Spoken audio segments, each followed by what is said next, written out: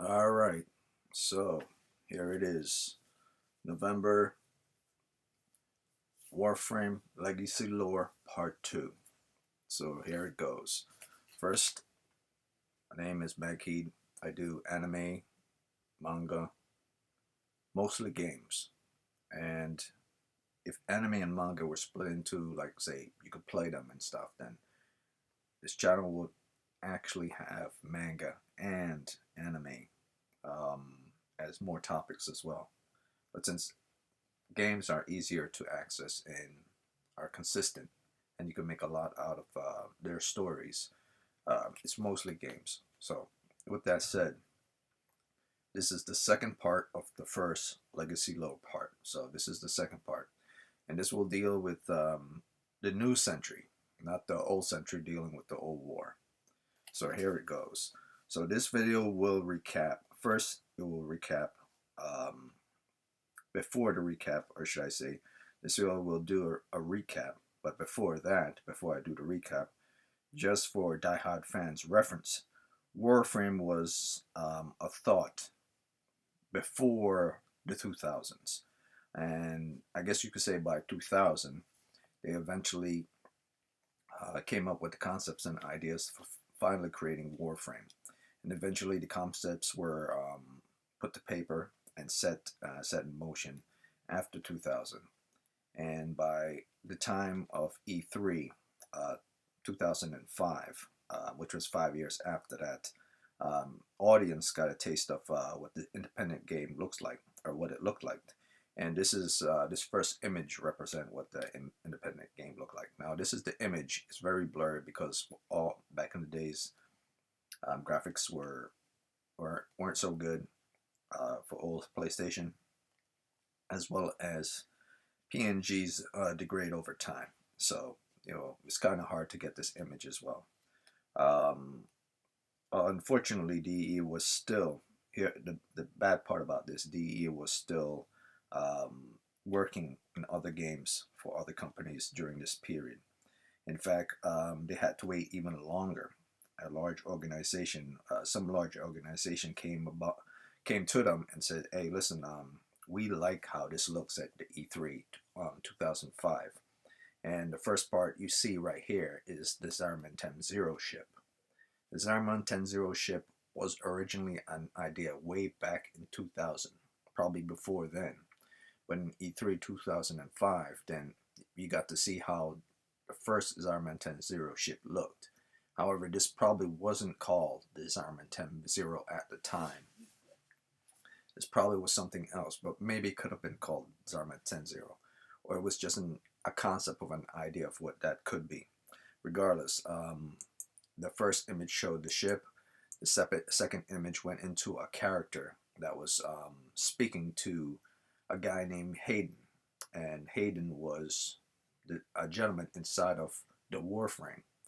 Now, this was way back before Dark Sector ever happened, so yes, Warframe originally had a person inside of it, a person that was inside the frame, before it became something that was completely autonomous and controlled by someone. So Warframe was someone that was actually inside of a suit, and this person here was speaking to the person that was inside of the suit. So it's assumed by many people that the person speaking here, this African American woman, that's on her own personal spaceship, is talking to Hayden the Tenno through a comm link. And what she's speaking to him about is, and it's probably that she's probably to be considered the Lotus.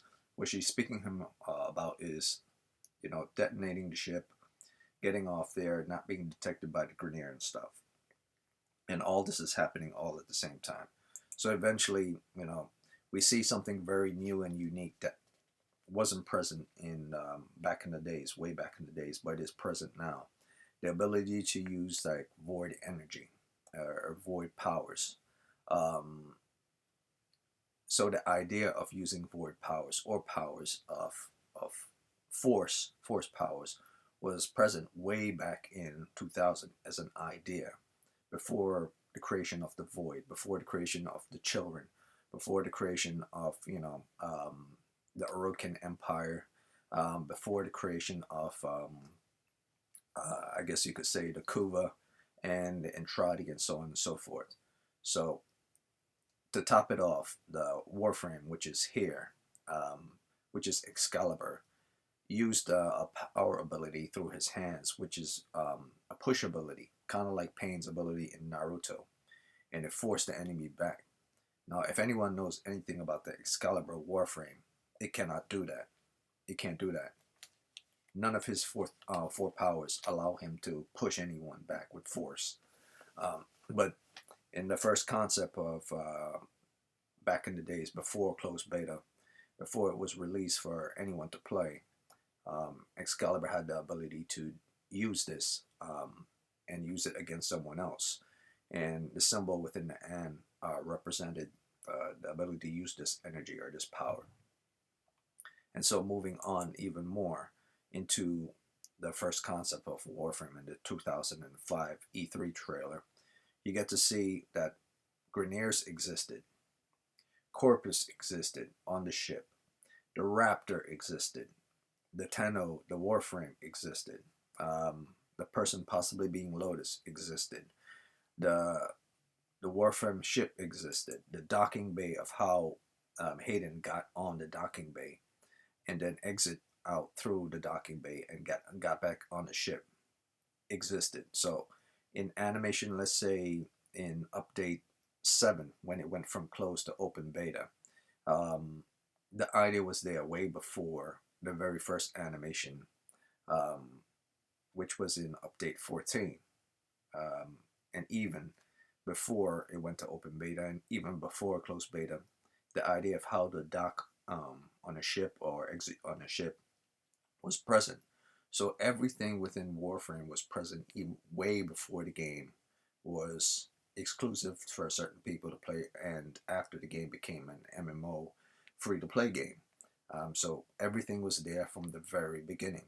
And it was surprising to me that the Raptor, or the Jackal, if you want to call it that, the Jackal, was present there from the very beginning, before the game even existed. The concept of the Jackal came into play, as well as the Grineer, the Tennos, and the Corpus were all present there from the beginning. Now, I'm not sure of other bosses and stuff, but the Jackal was an idea from the get-go, even before it was put to paper. So moving on from there, after seeing that the 10-0 existed, and seeing that the Jackal, or a version of it, existed, and seeing the concepts from 2000 existed, we then can say we could move on into the recap section. And the recap section is everything that happened after the old war. So what I just showed you is just basically images from Warframe before the story ever was set to paper, and before the story ever became a new century. Because this is not the new century. This is the idea of how that new century would be, with Hayden and with the Tenno and with the old-fashioned ship that looks like a mantis, a manta ray, and the Grineer docking ship, as well as space and everything. Everything was there. The Corpus ship, all these things were there ahead of time. So moving on from there now, we then go into the story to recap. So Earth was destroyed by a disease. So I'm now in the recap section. Earth was destroyed by a disease, or a disease plagued the Earth. Over a period of time, and colonization into space became a thing. And then moving on from colonization, eventually corporations grew in space, and planetary exploration became a standard thing. So fast forward like decades, or maybe even a century later or two, such companies disappeared, old companies disappeared, new companies came in, and of the few companies that existed that remained, one eventually grew to become known as the Orokin. And this person here, which is Ballas, is a representative of the Orokin, and the Orokin represent the golden age of their era.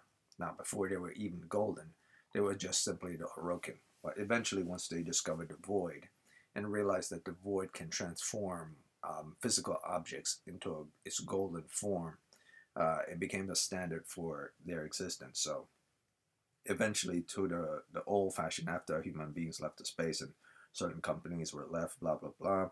The Orokins were one of the companies that remained after many companies failed. So that's this last one, or one of the few last ones to remain. Another such company were the Corpus companies. But they were all sub companies, or should I say, they were all many miniature little markets or guilds or small companies, and they fused into one big company. And eventually, down the road, more time passed, and the venture into space became a ventured exploration so deep that they came across something called the void, and then eventually the void pop up, and that's when the Orokin and the Corpus became fascinated with this thing called a void. And one such family that was sent to experiment on such things were called the Entrati. And Entrati were specific scientists to research the void and everything that has to do with the void.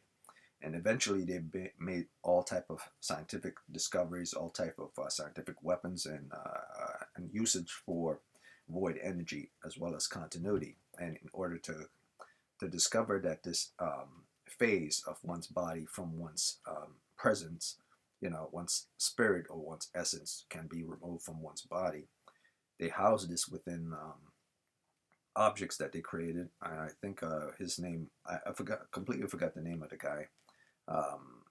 The Entrati, father of Entrati. But basically, his mother's father, I believe, he created this thing called Kuva. And Kuva was able to house the compounds needed for containing and using void energy and cause continuity. So that was one of the major breakthroughs of the Entrati family. So moving forward even further, once they discovered this, they decided to use it on certain people. That didn't work out for them. Things turned bad, and then they eventually turned to a bunch of children.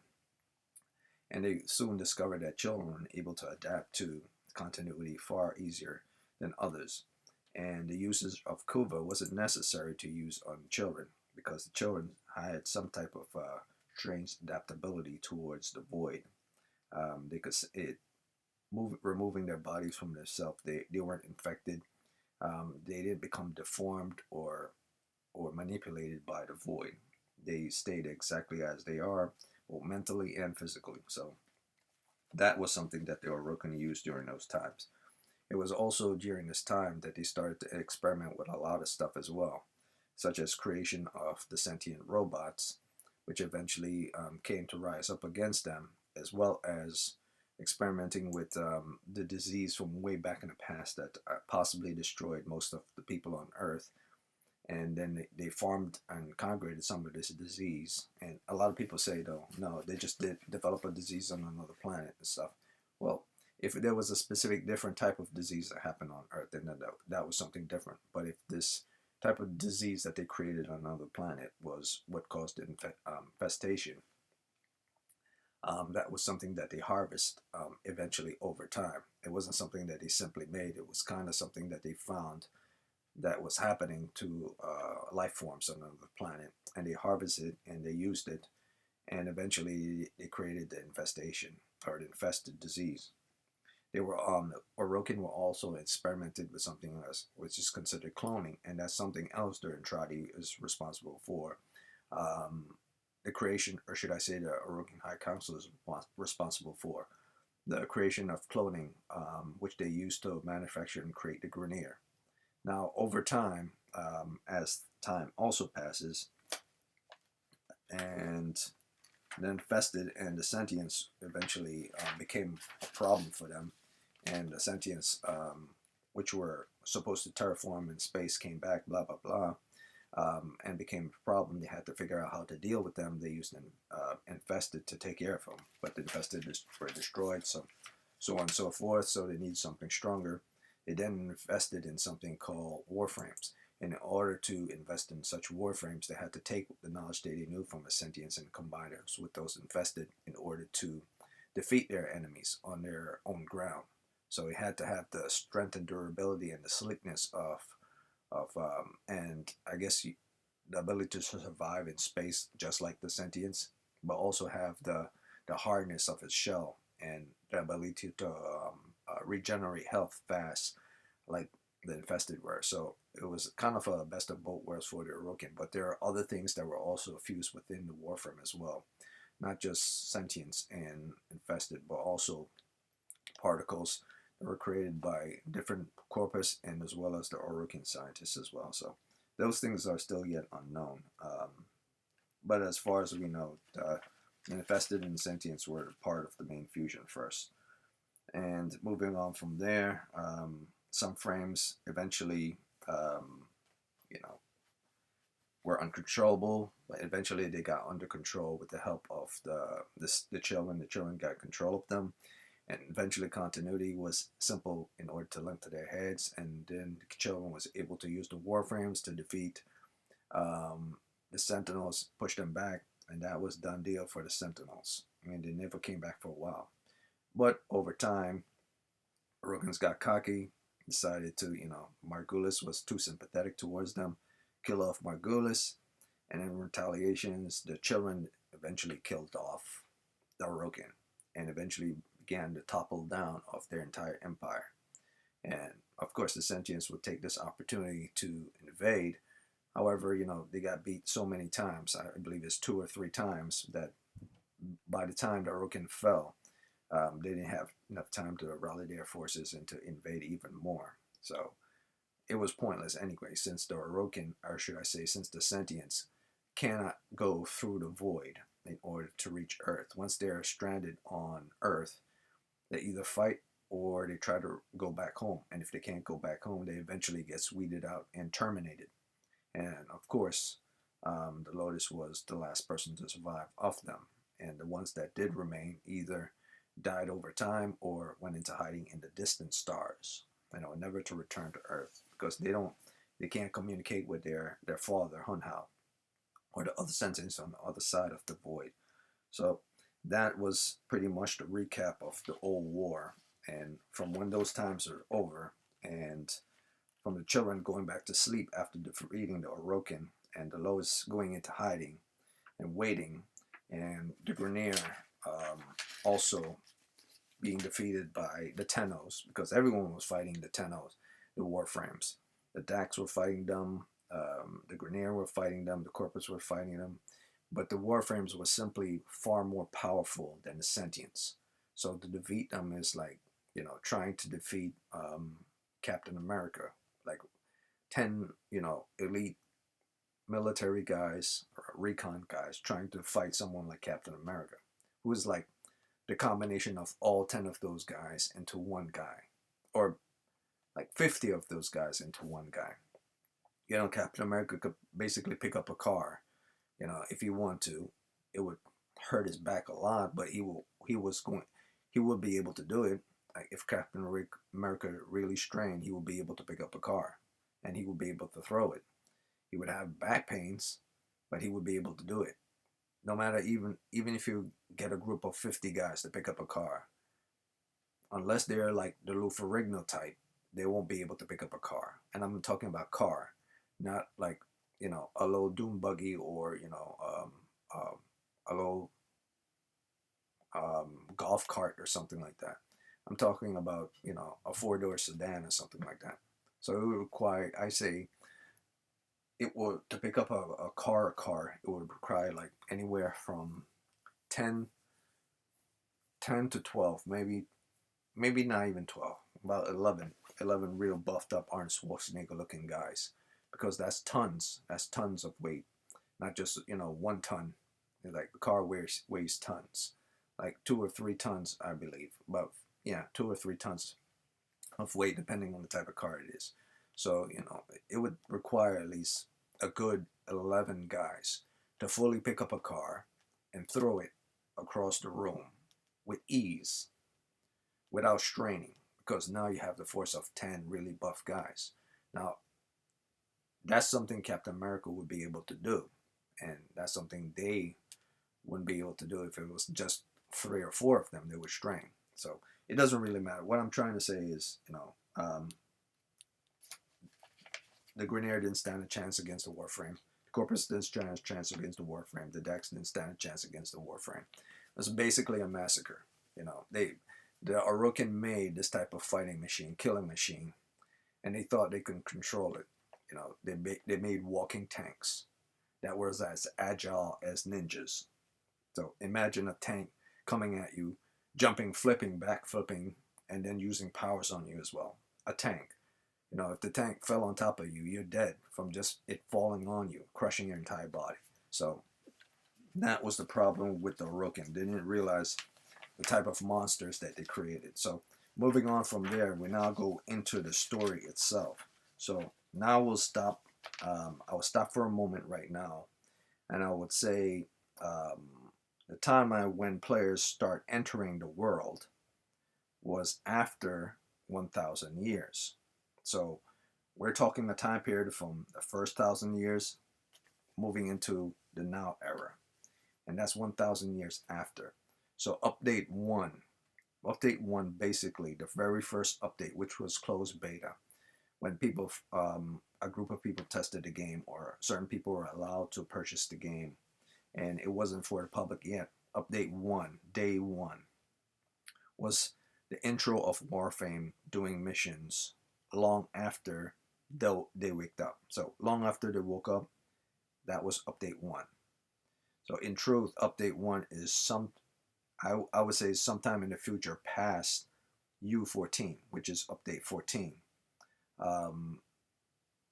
When players first start the game, their intro to Captain Vor, showing Captain Vor, and then you're able to select Mag, Volt, or Excalibur, and you get a little animation. That's not update 1. That's update 14. Update 1 was closed beta, and it was closed off for the public.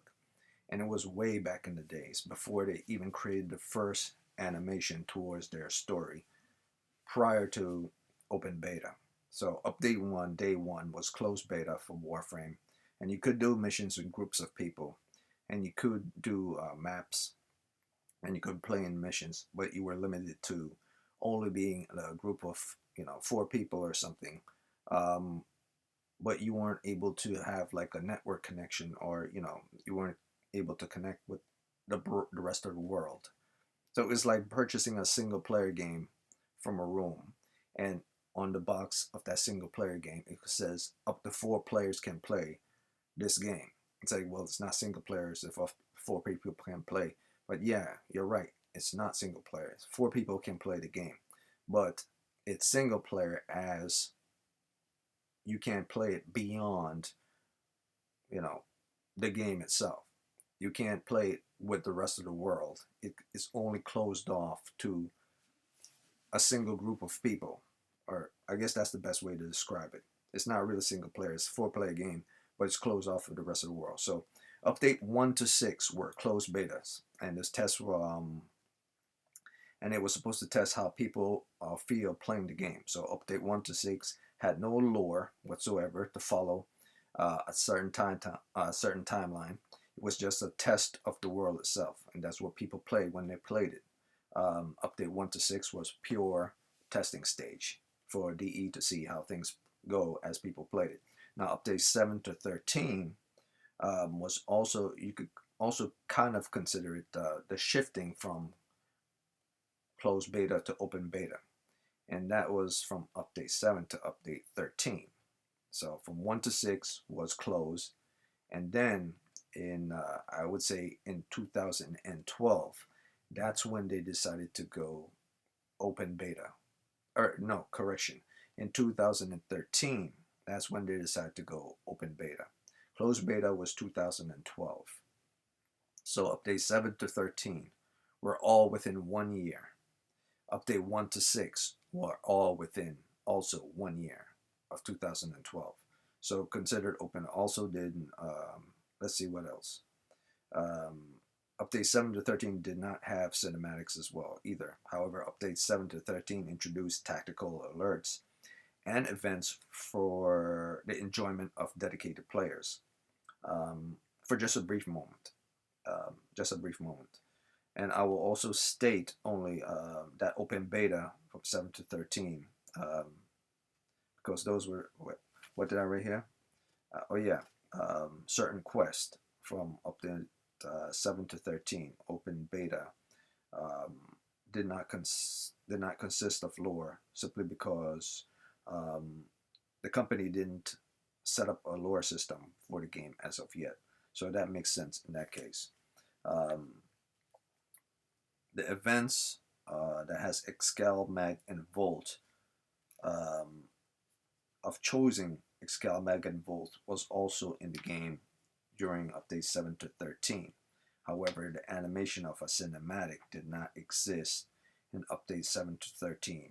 You just chose a Warframe, pick between those three, and then you move forward, and then you got other Warframes along the way, as well as the mapping system of the game were set, and things look completely different. How things were mapped out, how things were set, how things were in place were completely different.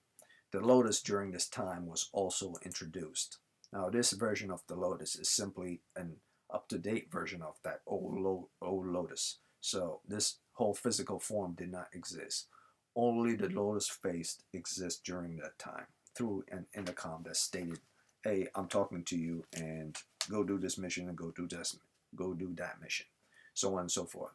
Also, that exists during this time was a different type of interactive system where you could mod and put things in and then form things. So when you decided to acquire items from missions and put compatibilities of mods on, this was how the modding system pretty much looked. So if you put an adapter in, it was set up pretty much like this: mod slots, power slots, so on and so forth. And this was the standard system of open beta at the very beginning. Um, to be honest with you, I'll be 100% honest with you. This was also part of closed beta. I think they got rid of this in closed beta because this was primarily part of closed beta, and they gave a more up-to-date looking version of this in open beta. So this was still present in open beta, but it was shifted around to look completely different. So certain things here, how the objects and how the setting and how the organization of this was moved around a little, but the idea of this map and how things were set was pretty much the same. So this right here is pretty much the modding set system for closed beta before they went to open. And the Lotus was also in closed beta as well, but she was simply an image. And then they gave her a more upgraded, detailed version of her face when they did open beta, but it was pretty much the same thing. Now moving on from that, let's see here. In 2012, closed beta mass multiplayer. Yep. Okay, so moving on from there. I could basically say the first inclusion of MMO of Warframe was in 2013, but MO, multiplayer, multiple online playing, was in 2012, rather than MMO was 2013, which I just said before.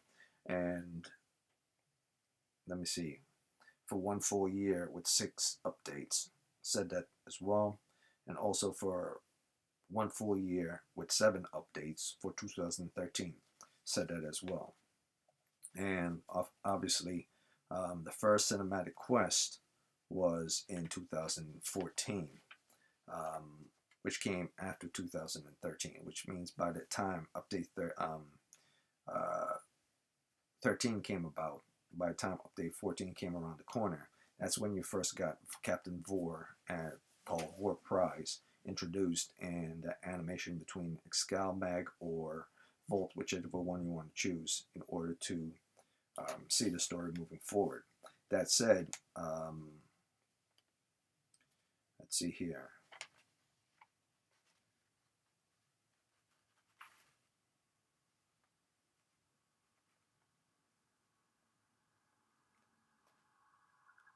Okay, that said, after you're able to choose either of these 2 Warframes and then Volt, you're able to farm other Warframes as well, such as Rhino, Loki, and other Warframes moving forward. A lot of Warframes you could have farmed. Like this is just a screen example of the many Warframes you could farm, but there were still a lot, even way back then. Now, after Excalibur's on his ship, after let's say okay, so let's say we're now in update 14, and in update 14, um, wait, you know what? I'm not gonna jump ahead because if I jump ahead, it'll be too far ahead. So let's go from, I would say, since open beta was update 7 to update 13, specifically state the events leading to update 14 when Excalibur was first set as the first cinematic when you first be able to purchase the game. So in update 7.0, the very, I guess you could say the very first open beta event was called Stormbringer. And Stormbringer basically was the introduction of Sayrn and Banshee. So if you were ever wanted to know when Sayrn and Banshee first came out, it was during update 7, the very first update of open beta. Yeah, so when Sayrn and Banshee came out and Stormbringer, there were many other updates during that process. There's update 7.1, update 7.2, 7.3, and then there was also tactical events as well. One such very famous tactical event was the Fusion Maw event, which was update 7.10. And this first introduced the fusion type Moas. Every Moas before then was just standard Moas. Now this update didn't just end with Sayrn and Banshee being Warframes, 2 new Warframes added to you finally, the player, able to play with everyone as an MMO game in total for everyone to play. It didn't just end there. By update 7.11, before even update 8, you were able to also get the Vauban Warframe. So you could basically say Sayrn, Banshee, and Vauban all came out in update 7. But what also came out in update 7 was Glaive and also Nef Anu. I don't mean Nef Anu like Nef Anu was always there, but you didn't know it was actually Nef Anu until I guess they named him Nef Anu. So he was at that time called Sergeant Nef Anu, and I believe that was in update 7.3. He was called Sergeant Nef Anu, and that was way before he eventually got to the power of being on the Orokin High Council and became in charge of the people from Simaris on Venus. So this was way back in the days when the sergeant boss, as we know now, was Nef Anu.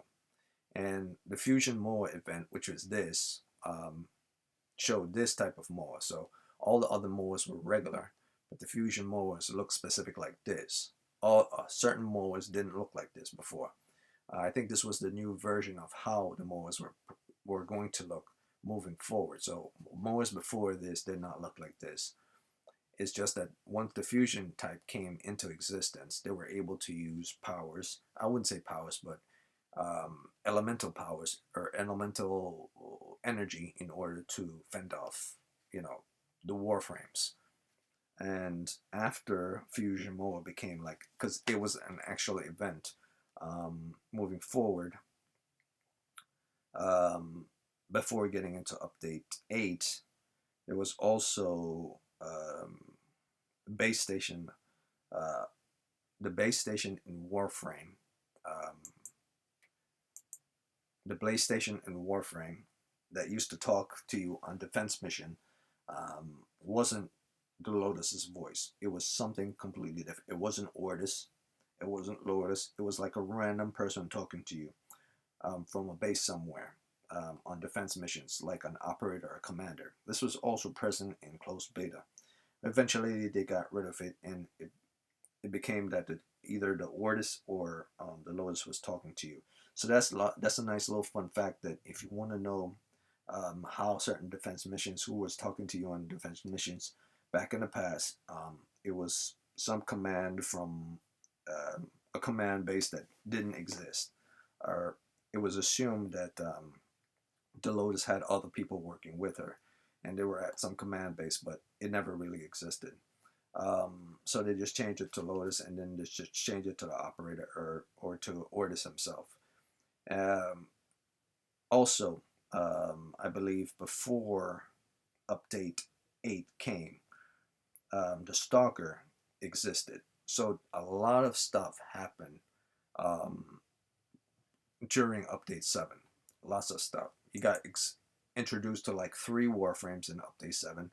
You got introduced to a lot of weapons in update 7, including the famous glaive weapon that Teshin used sometimes. He used a different type of glaive, I believe. And then you got introduced to the Fusion Moa. I believe this was the first event, the first major event of the open beta. I don't know if there was another major event, but I believe it was the first major event of open beta. I could be wrong. And after that as well, also bosses were added, Nif Annie was added, and as well as the Stalker. So when DE first opened their games to the entire world, so everyone could play, they included a lot during that first update, update 7, and they kept adding more stuff into update 5, update 3, 7.3, update 7.5, update 7.8, tenno reinforcements, and then update 7.10, 7.11.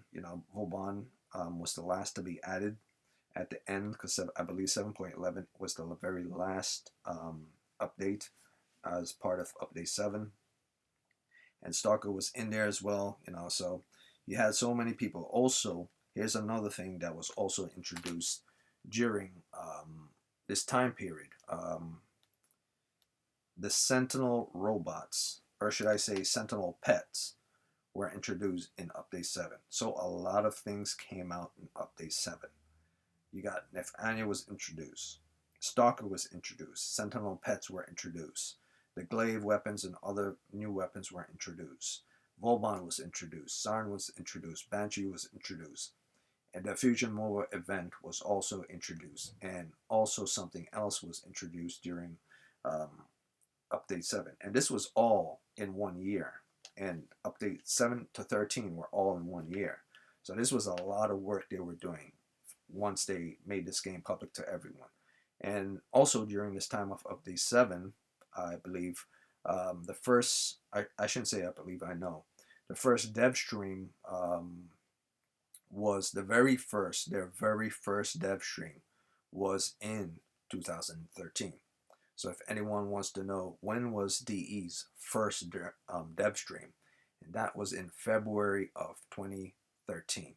I mean of 2013, or the same if you want to call it 2013, and that's February of 2013. So it was the winter of 2013. So it wasn't in 2012 when the game came out. It was the first year of open beta, and that was in 2013. And also during this time, during this dev stream, their very first dev stream, they stated specifically that they were going to be adding the global chat come update 8. So global chat wasn't a thing in the first open beta on the first day or the first year of open beta. Or should I say it was the same year, but it wasn't the very first update. It wasn't update 7 that global chat was going to be included. So they stated this during February 2013. Now moving on from there, update 8, the Void was introduced. So we got introduced to the Void. So as I show you already that Infested was here, Sentinels was here, and the Void was here.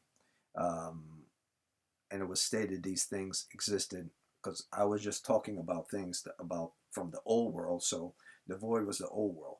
But if you really think about it from the point of view, if none of the old world lore existed, and you didn't know anything about the old world lore, you would not know what the Void is.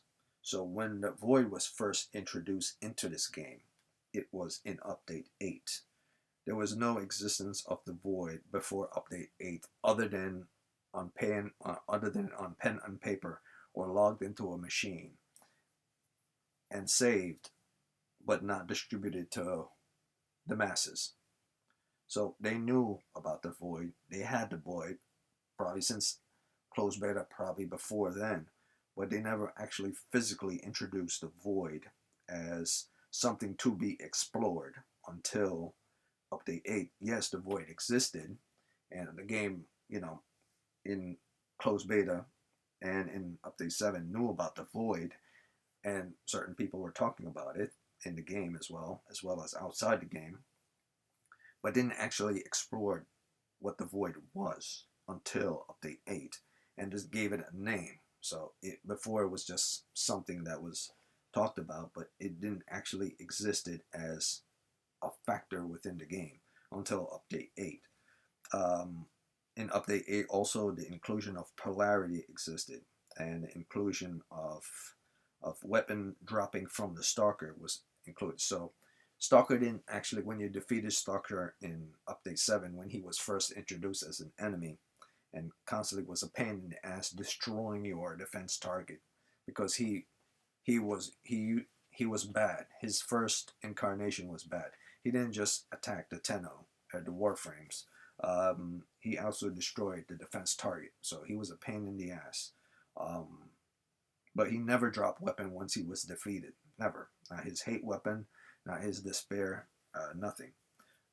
Until the next following update, when you were finally able to collect one of his weapons, or multiple of his weapons. I don't know how many that types. I believe you were able to collect the hate and despair weapon.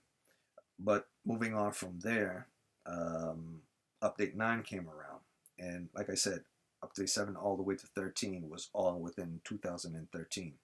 So update 9 of 2013 introduced the community design Warframe called Nova.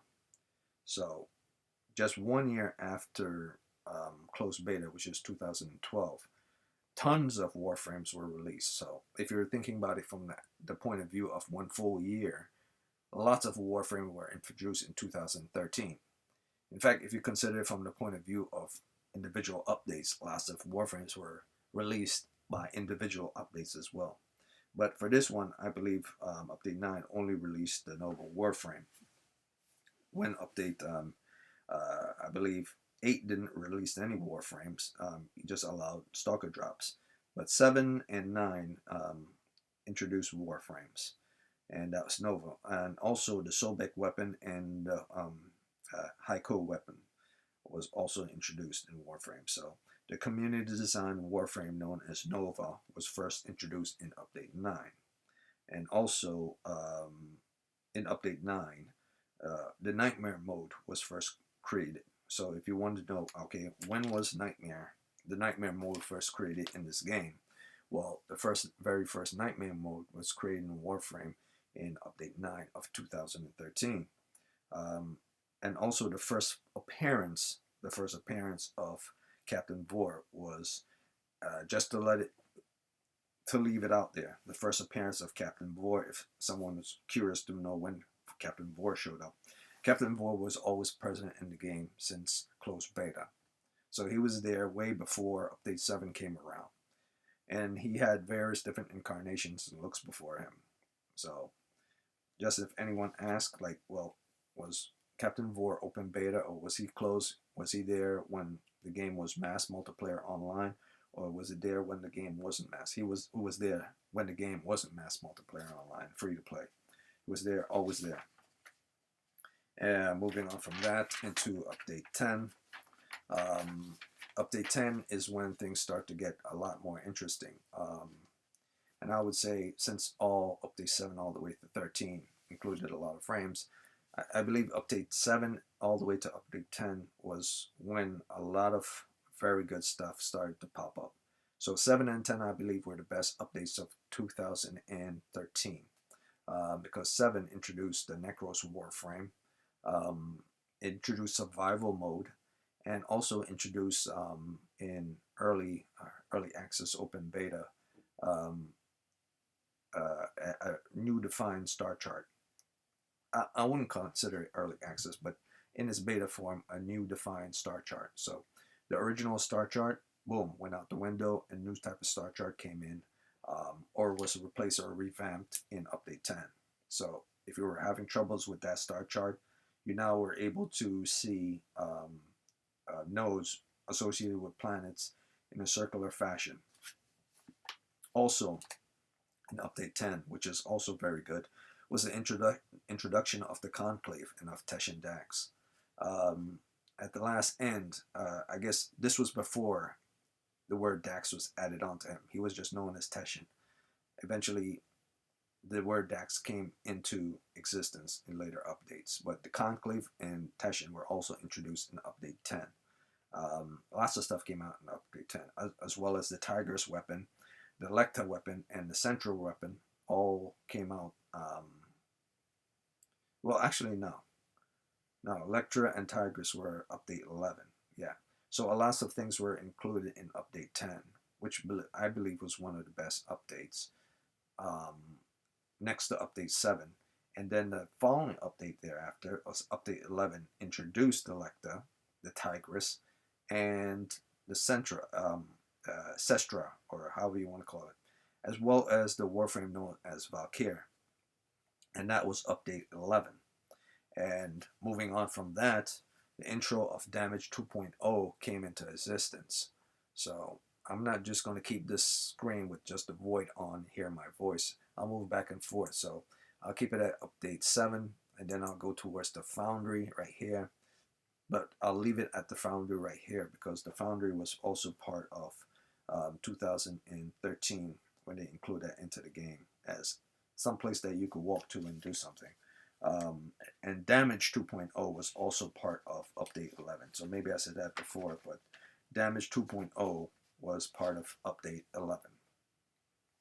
So if anyone wants to know, well, when was Damage 2.0 included into the game? Damage 2.0 was included in the game in update 11. Now I believe this right here, this is Damage 2.0. And if you want to read it, you can go ahead and read it, but that's how the system of Damage 2.0 worked before Damage 3.0 came after. And that was very, very popular towards a lot of players. Eventually, they revamped Damage 2.0 and made it Damage 2.0.1, 0.5, so on and so forth, but they were always improving Damage 2.0. And it was there. I always thought that Damage 2.0 was released in 2015 and 2016. Apparently, Damage 2.0 existed way before my time of playing Warframe in late 2015, early 2016. So it was there all the way in 2013, a full 2 years before I jumped on. And this included all type of elemental damage. So damage towards Grineer, damage towards Corpus, damage towards robotics, damage towards infested. That was the base standard, and they still exist. These type of element damage are still what hurts these specific type of enemies. Now, also in update 11 was the introduction of General Sargus Rock. So if you want to know when Sargus Rock was also introduced, that was also update 11. So it really depends on who you are. If you like update 10 and update 11, or update 11 and update 10. It really depends on the type of person, but both were good. I just happen to like the fact that update 10 was around my, I'm more interested in when Teshin first came out and when Necros first came out rather than when Sargus Rock came out. But if I was to be completely honest, I would say update 11 was better simply because we finally got an idea of what Damage 2.0 was. We also finally got introduced to another boss type, which was Alad V and Zanuka. So they were introduced also in 2013. And let's see. Yeah, they were both big deals. Update 10 and 11 were both big deals. And you could say from this point on forth, moving forward, then you could finally start to fashion a lore. Or should I say, this is when I believe when the game first came out into open beta in early 2013 in update 7, That's when DE started to fashion the lore of Warframe steadily by giving context to the game. Now, um, I wouldn't say it was a lot. It was still all over the place, but you could slowly see that the ideas of who was working for the Corpus, who was working for the Grineer, who are different factions. So factions, type, and all these things started to come into play. And the story of Warframe and the lore starting to build within Warframe started to slowly flesh out since Update 7. So if you want to know when the actual lore of Warframe truly started, it started when the game went to open beta. Yes, there was stories in closed beta from 1 to 6, but those weren't actually lores. You knew that something was happening. You knew this world exists. You know the Warframe was there. You know that the Lotus said certain things about the past, but there wasn't anything to attach towards the lore.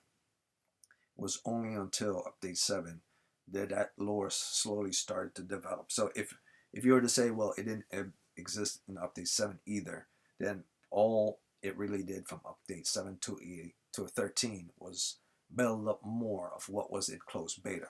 And by the time Update 14 came out, which was the first cinematic of the game, that's when the original lore of the story started to kick off. So if I was to say, okay, maybe you're right, maybe the lore really didn't start until Update 14.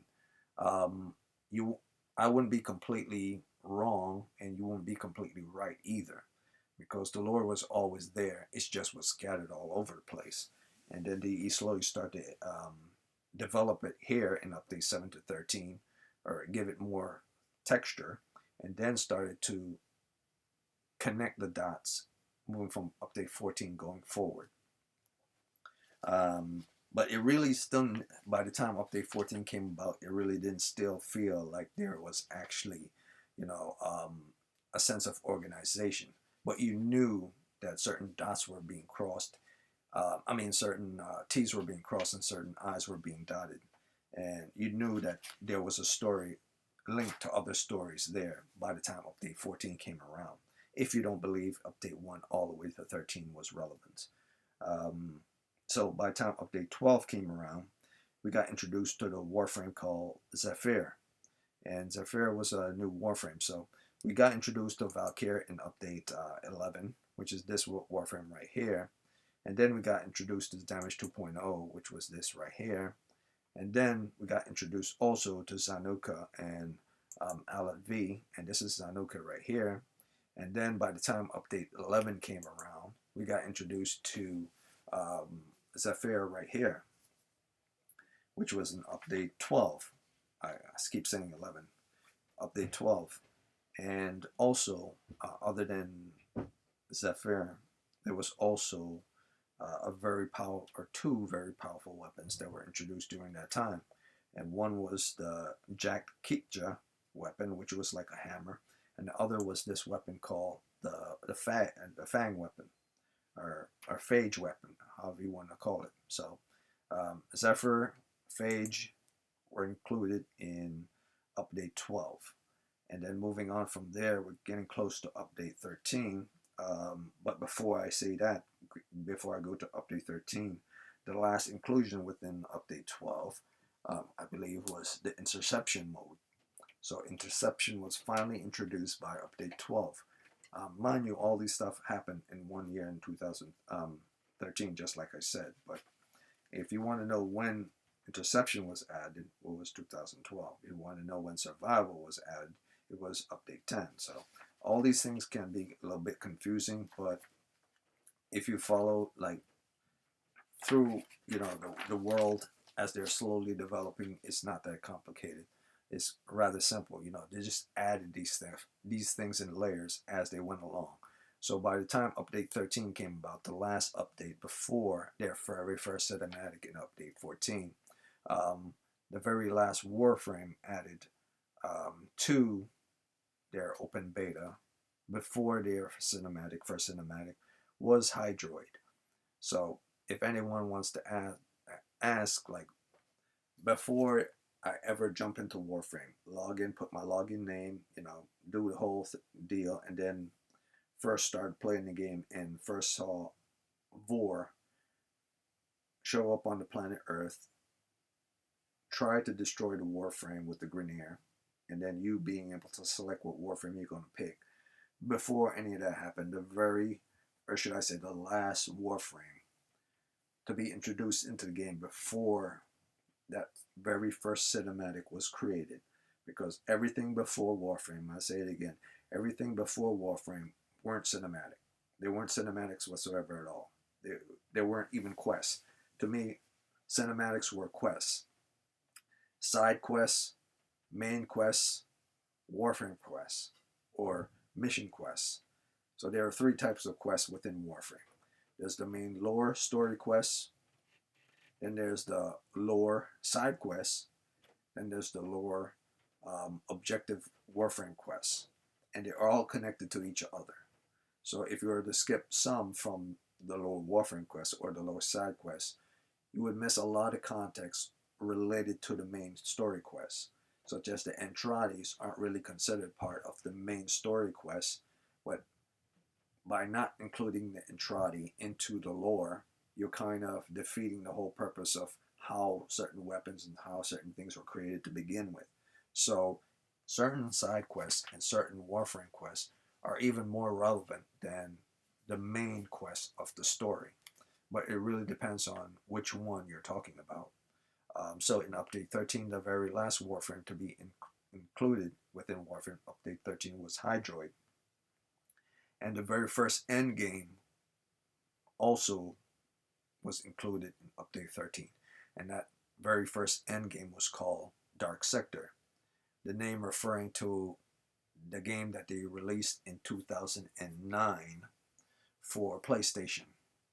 And that game was supposed to be Warframe, but it ended up being something else. But they were able to, since they made the game and since they were completely contracted to make the game, and it was still under their creation, they could use Dark Sector name because it's their game. Use that name within Warframe. That said, DE first non-collab, I should say Warframe was their very first non-collab game. So if anyone was to ask, like, all games that DE made before Warframe were all collaborative games with other gaming companies. And their very first non-collab game was Warframe, but it was never published. And their second non-collab game that came after was Dark Sector, and that ended up being published. So you have an unpublished one and you have a published one. And eventually Warframe became a published game, and it became their second game. But technically they made Warframe as an independent way before they made Dark Sector. But if you're really not considering things based on what made first, but what was published first, then Dark Sector was published first as a game that everyone could purchase. Moving on from there, the Parrot Sentinel was also included in Update 13. So if anyone wants to know, like, what the hell is a Parrot Sentinel? Well, it's the skin that's attached to your regular Sentinel that you're using now. In this image, you see the Sentinel here, his name is Shade. The Parrot skin would be attached to the Carrier Prime, or the Carrier Sentinel, a pet that helps you in missions. So the Sentinel pet that helped you mission called Carrier was given the Parrot skin. Now, I'm not sure if that was the very first Sentinel skin, but it was the very first, I should say it was one of the very first skins within Warframe during open beta times. Or should I say, not just during open beta times, during the first open beta time, which was in 2013. So that was that for that. And that was update 1 all the way to update 13, both closed beta from 1 to 6 and open beta from 7 to 13. Now, moving on from there, let's see. Okay, so moving on from there, I basically have here, it's safe to say that Orokin were genius and ahead of their time by centuries. This can be seen a millennia later, where tech is far more advanced and can be found within the Foundry, which is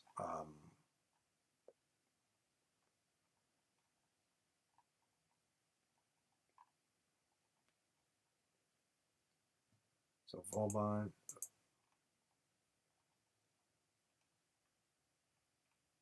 Stalker, Sayrn, Beta. Yeah. So basically, I said Glaive, I said Vauban, I said Nef'anyo, and Nef'anyo is here. And then after Nef'anyo, I then said Sergeant, and then I said the Sentinels were also added. Stalker was added. Sayrn was added. Banshee was added. The Sentinels were also added. And the Sentinels were last of Update 13. And then you went back into the Void, and Tenno basically went to sleep. And then the overhaul of things came about. The very first animation for the game of 2014 came around, and that animation was called Vor's. That quest was called Vor's Prize, and let's see.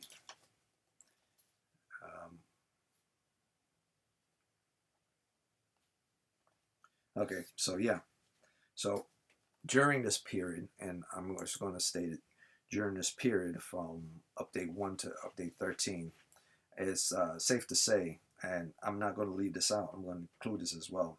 During this period, from the old war to now, of everything I'm talking about, while the warframes are being built, while the warframes are being found, while the world is changing, while certain events were happening, and update all the way from Update 1 to Update 13, the Grineer were also building their fortress. The Corpus were also changing as well. Parvos Granum was the original founder of the Corpus, and the queens who were attached towards the Grineer were also on asteroids, and they were building their forces as well. And say all warframes eventually, both sides, both the Grineer and the Corpus, wanted to catch warframes and discover their secrets. Mostly to destroy them because they destroyed the Orokin Empire, which had all the type of wealth and necessary in I guess utilities that they need, or access to certain things that they needed, but they didn't exist anymore because the warframes wiped them out. So if they weren't loyal to the warframes like the Grineer was, and trying to get even with the warframes for destroying them, they were part of the Corpus trying to get the secrets out of the warframe physically by experimenting on their bodies or destroying them. So you would say, why destroy them? Because they revolted against the Empire and those who served them. These were, and obviously the people who served them were the Corpus, and obviously the people who also served them were the Grineer. Now the Grineer units who survived the massacre of the old war went into hiding, building their forces on an asteroid, like I said, and some in certain underground facilities as well. And those of I should say, what they tried to do was, while they were building their forces, they got word from two survivors, and those were the queens. And obviously the queens were of Orokin descent. And since the Grineer were kind of like automatons themselves, or clones, they were mostly based on military logic given by orders, like worker ants or worker bees. They're not able to function without the command of the queen. So they needed someone to follow. So that's what they were trying to do. They were trying to build an empire in hopes that one day, they would have a leader. Eventually, a leader did come along, and the queens end up being those leaders, and they end up developing the Kuva as part of the Kuva forces, as part of the Grineer, while other Grineers were building up their own factions across the universe. And during the same time, while the queens were making sure the Grineer were elevating to higher status, they also ordered people, they also, I guess you could say, they also enhanced certain people using certain research as well. I believe Dr. Tengus was one of these people that enhanced certain soldiers, such as the Gustav III, and moving forward. but one of those soldiers that allowed to be enhanced or to a certain level was Captain Vor. So of course the Captain Vor, being a servant of the Queens, wanted to see how he can improve the Grineer even further. So on the beckon of the Queens to search out for the Warframes and destroy their makers, the pods, and extract what information they can from them, Vor, however, decided to take it upon himself to do something completely different. He had desires of his own, and he wanted to see how he could evolve the Grineer to equal to the level of that of Warframes. So what he did was he took a void key that he found, which he called the Yanis key, and ventured back to Earth and wanted to capture Tennos and to get the secrets from the Tennos, not to destroy them. So in some ways he was kind of going against what he was ordered to do. And so when he first met his first cryopod, he did not want to destroy the actual tenno that was supposedly supposed to be inside it, but he didn't mind destroying the Warframes, however, because he knew that the Warframes were not the actual tenno. Now, when you first played the game, you did not know what Vor knew. You were just assuming that Vor just wanted to destroy you, that you were the tenno. So a lot of secrets and a lot of information with regards to the game was never revealed. But Vor, you basically keep in the back of your head that Vor knew that you weren't the real tenno. So once he found that cryopod, he then decided that he realized that you weren't the actual tenno and decided to destroy you.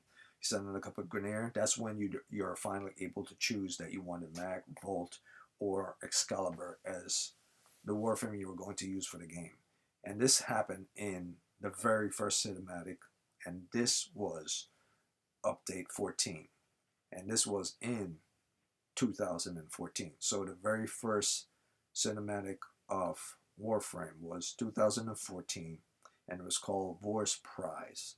And it showed a very unique and distinct style on how you could play Warframe and give a clever, different way to collect your weapons and to fight, as well as a new kind of organization of how you were able to mod things as well as the sound of the game was set up differently and how you were able to interact with things was set up differently. So 2014 was also a very big deal as well. It wasn't just the beginning of open beta in update 7 that was a big deal.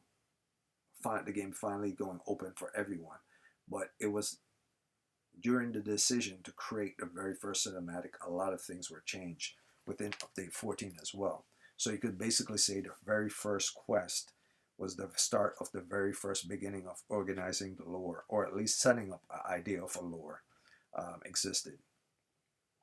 So once Vor traveled to Earth, once he had to fight off the Warframe, because once the Warframe waked and you decide to choose whatever Warframe, the Warframe eventually beat Vor and got into the ship. The ship took off into space, and then someone on the ship eventually spoke to you, and that person that spoke to you was turned out to be Jordas.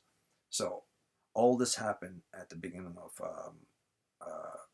update 14, and this was in 2014. So I guess you could say after Nova was introduced in update previous updates, and after Nightmares were introduced. So let me just show it right here. So after Nova was introduced, and after Nightmare were introduced, and after Vor was introduced in update 14, or should I say he was always there, but he was revamped to look a little bit differently and to be the very first person you would come in contact with for your very first cutscene in update 14 with the Yanis key, which it has in his hand. The story then moved forward from there, from 2014. And yeah, that's all I got to say about that for right now. And let's see. Where am I right now? Okay.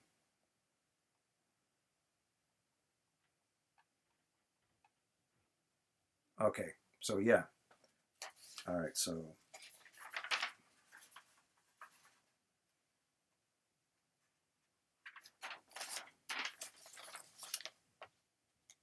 Okay, it says Captain Vor fight off. Under Orders' advice, the Warframe access the navigation and tracks the location of many sections, parts needed for the ship. So that's another thing. So after the whole fight with Captain Vor right here, he entering this cave, and then you getting into your Warframe, whichever Warframe you choose, defeating him and getting back on your ship. Eventually, the Lotus is someone that you hear the voice of the Lotus as well as the voice of a sentient robot called Orders, which is the voice of the ship speaking to you as well. All these things happen at the same time, and also, let's see. Orders tells you, beckons you to find other component parts, which you're supposed to do. You set up your ship with component parts, and more parts. You get the foundry. You have the ability to access arsenal, and another back section of your ship is still locked off at the moment. And then while you're doing all this on your ship, the Corpus has finally formed together, or should I say, the guild of many different companies have finally formed together. So the council existed, but all the guilds were separated. It is after the end of the old war and beginning of the turning of the new century for a couple hundred years or so. Eventually, the Corpus came into contact with each other and formed one big corporation. And this was under the guise of the chairman at the time, Parvos Granum. So now I'm gonna imagine that Excalibur's doing his stuff on his ship, and during this time, the Grineer are doing their stuff on their asteroid, and also now in this time, the Corpus are doing their stuff on their time. So it's kind of like rewinding back a little bit, but I'm still moving forward. So just to make it 100% certain that everyone's following me on this video, is how the Corpus came into being. Where they were always there, individual mercenaries and merchant class types, but eventually after the fall of the empire, those separate guilds formed into the Corpus by a man called Parvos Granum. And a little backstory into Parvos: he was a boy of poor origins, a poor background, and he created a lot of science, a lot of tech, a lot of information necessary for the progression of the Corpus. Basically, he was a farm boy, and his family suffered a lot. And one day he was punished for theft, and rubidos, or whatever they call rubidos, was shoved inside of his body. He puked it up, he pawned it off, and during that, the money he got from that, he decided to, give the idea of people shouldn't be poor for the rest of their life. They should learn to lend in order to invest and to grow. So the idea of lending became something of a practice, and he gave it to his pupils, and they took it moving forward then and there. And then eventually, all these people end up having their own guilds, and those guilds eventually develop, what is considered the Corpus right here, buildings, and hand represent what he stood for, what Parvos Granum stood for, and the void that he created, which is called the Granum Void. One of the main inventions that he created was called the Specter Particle, and this Specter Particle is an essential component within the foundry necessary for creating specters. And here, as you see here, vapor specters, phase specters, force specters, cosmic specters.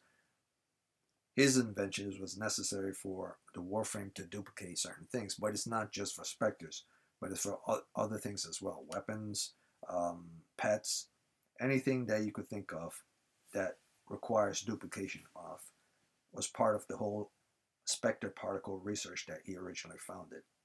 So he came from poor origins and eventually made his way by learning certain things. Eventually, his father died from an accident, and he burned his own original home down to the ground and built an empire on those lands. But over time, he became the chairman of the Corpus of all these people who follow him. And one of those people, obviously, those people who followed him were three specific, very important people. One was his son, Darvo, and the other was Alad V. Another that followed him was a guy called Fraud Beck, and another was another guy that we'll all, I should say, anyone who played the game has come to know as Ergo Glass. Now, these were all old school heads before things went to shit and they all separated, or some of them still stayed there.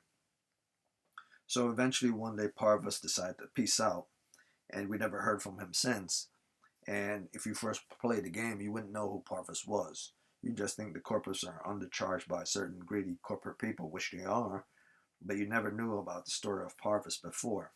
So, that said, that was a little backstory with regards to Corpus. So, at the moment, as you're playing this game, playing Warframe, or if you're into Warframe, and whoever's the chairman right now, that chairman right now should still be Fraudbeck, unless Fraudbeck has been dethroned. But he's the current chairman of that company. The original chairman was Parvos Granum, the father of Corpus, to be sure, and father of Darvo, the merchant that you can find at Relays, and mentor to Ergo Glass, and I guess you could say Alad V, but not really. And then down the line, the Sergeant Nathaniel, which was part of the Corpus, eventually grew to power, and Nathaniel became part of the council as well, and got on the bad side of Parvos Granum, who was hiding for a long time. So it's yet unknown whether Parvos is still alive or if he's dead. I believe he's kind of like in between worlds. You don't know if he's really still alive or he's really dead. But that was a nice little backstory with regards to who Parvos Granum was. Now, I could show you a nice little image of Parvos Granum, and I have one right here of Parvos.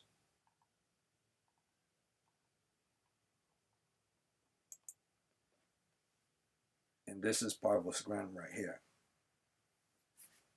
So everything you learn from inside of your foundry, Specter Party's duplication of everything inside of your foundry, was created by this guy. Now, not everything that's used within your foundry was created by this guy. It was mostly Corpus stuff and Trowdy stuff. But some of the stuff that you use within your foundry for duplication process come from the Specter Particle research that he did. And obviously the Warframe that's right in front of Parvos was his own invention. He created his own Warframe, and Warframe was called Protea. So Protea will show up later on in later updates. And no player who originally started the game from update 1 all the way to update 13 knows that Protea existed, because they couldn't get in contact with Protea. She was inside of a void the whole time. It wasn't until like way later did the idea of finding Protea became, a side mission, a Warframe side quest. So moving on from there, let's see here. Nathaniel Nathaniel eventually grew to power, and he eventually exploited the Corpus and used a lot of slave laborers and so on and so forth. And let's see here. Oh yeah, the Queens on the asteroid completed their research with regards to siphoning Kuvas. So Kuva siphon became a thing on their planet. Also, let's see. Well, not only on the planet, but also on an asteroid. I shouldn't really say their planet. They have many planets that they go to. Also, the Queens also sent their defenders, Kuva Guardians, to protect the siphons. So many things happened in 2014, hidden behind a wall. You didn't know about it. You didn't know anything about it, that these things were happening while Excalibur was forming for Warframes and parts and stuff. But all these things were happening all at the same time. The Corpus, the Grineer, they were all doing this stuff while you were you know, trying to collect your parrot skin of update 13 for your Sentinel. You know, the Grineer were building their little asteroids and ships within asteroids and setting up their fortifications here. And they were doing it probably way before the Warframe was woke up. And obviously that was the case because the queens were still alive while the Warframes were sleeping and the tennos were sleeping. And the Corpus was still forming together and made themselves into an empire. And the long dead Orokin, you know, they were long gone and only their secrets remained. And obviously the queens, and this is the master queen, one of the master queens of the Kuva, of the Kuva Empire or of the Grineer Empire. Her job was simply to get rid of every Warframe when she can. And it wasn't until, I would say, the new war did you start to, you know, I wouldn't say the new war. I would say, well, maybe it was the new war. It wasn't until the new war did you start to, you know, get a lot more with regards to the queens fleshed out, or a lot more to with regards to Kuva and with regards to the Grineer fleshed out. Um, that said, moving back to um, the Grineer's asteroid right here. So, with regards to Kuva Siphons, with regards to Kuva Guardians, in regards to the elite warriors of the Kuva, which are the Kuva Guardians, um, we won't see those Guardians until update 19. And that's when they were introduced. And that was with the War Within. And that was considered that's going to be considered the last thing I'm going to mention within this video.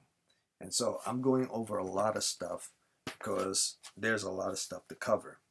And I'm making sure I'm tagging all these correctly so that I don't miss anything specifically, because you're trying to, or should I say, I'm trying to say a lore from a game that has like more than 7 years of information. So the last thing I said was Kuva Siphons and the Kuva Guardians and the Queens. So moving on from that, I must also note that Earth prior to the Orokin life was deformed from evolution, and only over time did vegetation start to come back on Earth. So let me see here. Go back. Now check out the Ostrom. So don't want to go back too far.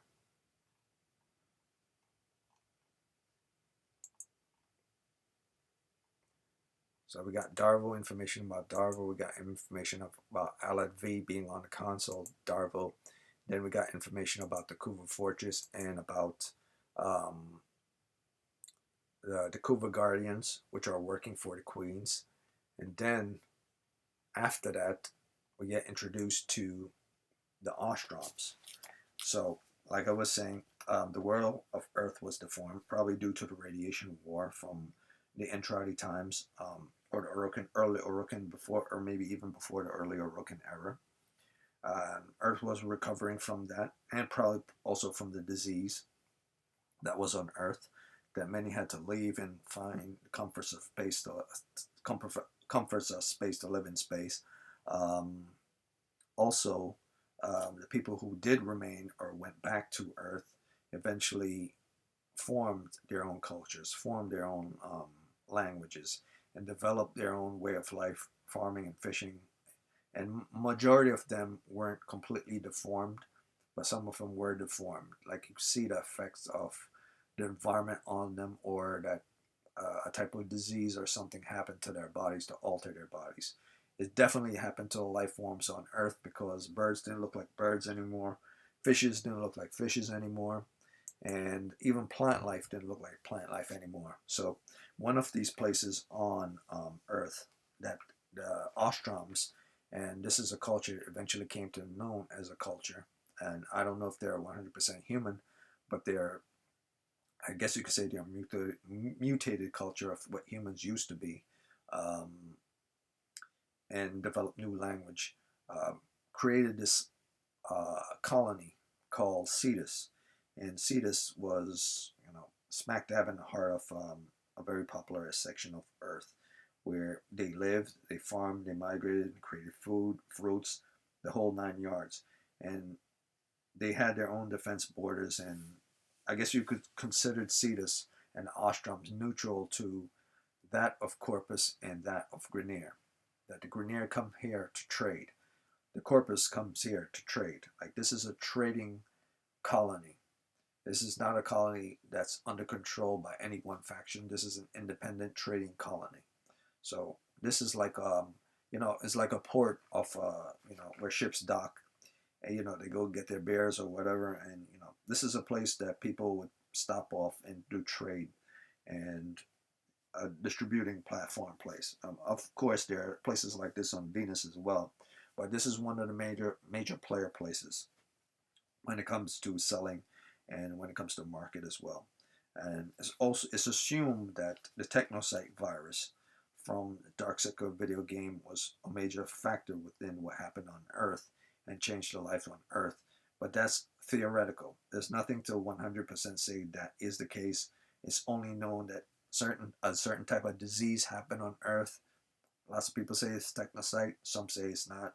And then there was also a radiation war. That's why radiation's all over the place. And that's why, the giant mech type Eidolons exist.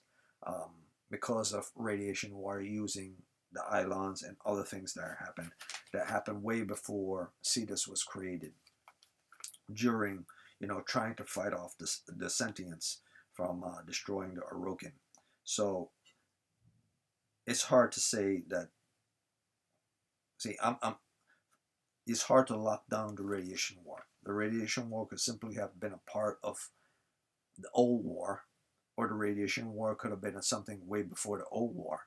But based on the Andrade family legacy and lineage, I believe the father of the Andrade, the person that first created the Kuva, stated that when he was young, the radiation war happened. So this must have been had to have been way before the existence of the old war.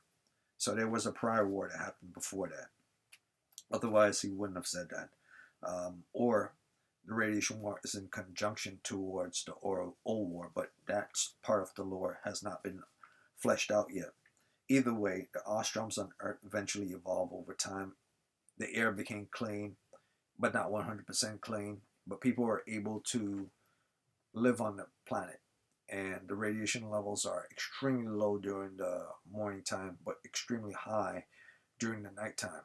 So people can fish, they just can't, eat any of the fish during a certain time period. I guess heat or climate during the morning kind of almost 0% the active radiation. And once the cold weather picks up and the night falls, everything becomes radioactive, which is bizarre to me when I'm playing the game. You would think even during the morning there would be some forms of radiation. But maybe the people of Cetus, maybe the Ostrons, can eat radiation food. They just can't eat high active radiation food. But it's very strange in that sense. So moving on from Corpus, Grineer, and as well as the Ostrons, I'm now going to go into the next set of information, past Cetus and past the Ostrom. And that will be, I believe, Howl of the Kubra. And that's a separate side quest with regards to update 14. So we're still in update 14. We haven't fully left the update 14, but it's also a separate side quest of update 14. So you have in update 14, you have the main quest, Boar's Prize, and then you have side quests, Hidden Message and Howl of the Kubro, which are side quests. Like Howl of the Kubro is a side quest, and I believe Hidden Message is a Warframe quest. But they're both side quests, and they're both part of update 14. So if anyone asks when was Mirage first introduced, you could say during the update 14, because that's what Hidden Message was all about. Mirage, and Howl of Kubro was when the Kubros were first introduced as pets. So even though, Sentinels were first introduced in update 13 as things that you could, use as pets or have as pets, not use as pets, have as pets, it wasn't until update 14 that Kubros came into the whole, you know, the existence of being able to, fashion a pet or have like your own little puppy running around as well. So update 14 was when the Kubras were first introduced, and update 14 was also when Mirage was also introduced. And also, I believe there was another quest that was also part of update 14. I'm trying to rack my brains with regards to what it. I don't remember exactly what it is. However, I do remember that there were several operations and events happen also in update 14. So update 14 was also a major player as well. It's not just update 7, update 10, 11, but update 14, the very first quest included in the game called Ford Prize and all the other subsequent side quests. There were also operations that were tactical alerts that were very important in that updates as well. It's not the same as Fusion MOA. In some cases, it was far better than Fusion MOA. And one of these operations was called Cryofront, Operation Cryofront. And another one was called Operation Gatecrash. So you have Howl of the Kubro side quest, which introduce your first pet. And then you have Hidden Message, which first introduce your next Warframe, other than the Warframes you select from when you first started the game. You also had operations to do as well. So you not only could farm Warframes and farm Kubros, and update your sentience and all this other new stuff that you were finally able to do in the game, as well as play with people online. You now have the ability to play operations as well, which is extremely exciting. So one of these operations was called Cryofront, and the other one was called Gatecrash. So this is how Cryofront, and the blurriness of this image is off, but apparently if you could read this, it stated that Cryofront, you would get a Cryofront emblem, and you would get a mod pack as a reward, and you would get the Latron rate and Polar Laxon skin. So if anyone wants to ever ask when was Latron rate introduced, that was introduced in update 14. So lots of things are introduced in different years. So Valkyr, Sayrn, like if you don't remember anything, remember update 7 and update 14. Because update 7 was the very first update for open beta, and update 14 was the very first introduction to the first cinematic and Warframe quest, the very first quest. So if you don't remember any of the other updates, remember at least 7 and 14. 7 including Sayrn and Banshee, and 14 including Mirage, as well as the Kubros, and as well as your ability to select either 1, 2, or 3 of the 3 Warframes, either Volt, Mag, or Excal, and the very first animation, which is for prize. And then moving on from update 14, go straight into, oh yeah, I almost forgot. And here's another thing that was introduced into update 14, which was a very big deal and does not exist anymore. Raid keys. Prior to update 10, when keys were being used, by the time it came update 14, raid keys were completely destroyed by update 14. So no longer, I believe, no, I'm getting this wrong. All raid keys prior to their termination in update 10 were labeled as tower level keys and had specific name descriptions for those tower types. such as sabotage, exterminate, defense, capture. So yeah, raid keys were destroyed in update 10. So it wasn't destroyed later, they were destroyed in update 10.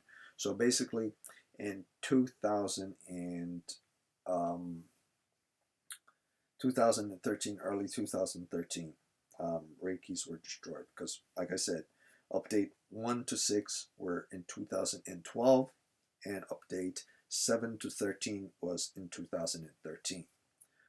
So raid keys were destroyed in early 2013. Um, so yeah, that was just 1 year before the very first animation, 1 year before 2014, when the very first animation or very first quest was set. So within just 1 year, they got rid of raid keys completely because they wanted to set up a new type of system in order for you to play as a play style, in order for you to access certain place, in order for you to interact with your star chart, in order for you to go to certain planets without need from raid keys. So they learned a lesson from the raid tower keys, uh, that you needed keys in order to get into the tower. So after that went down the toilet, raid keys were no longer necessary to get into towers. So you just had to have build. I guess you could say you just had to build certain keys rather than find them within mission. Build them in your foundries and then access those things. And those are typical. That's how it went moving forward. You no longer had to find them in missions. Something that you could now build within your foundry. And moving on from that, we're now going to update 15. So now we're finally into update 15. And that was a lot of information for update 14. But now moving on to update 15, we're now into something called Once Awakened. So update 15 was Once Awakened. Update 14 was War's Prize. Update 13 was, I don't remember the name for update 13, to be honest with you, because typically update 7 to 13 had many different names, and they weren't exactly quests anyway, so they weren't classified as quests. They were just called names. Like update 7 was called Stormbringer, but it wasn't a quest, it was just named for things. So I'm going to be latching myself onto the names of the quests, specifically with regards to the lore of the story, because this is Warframe Legacy Lore.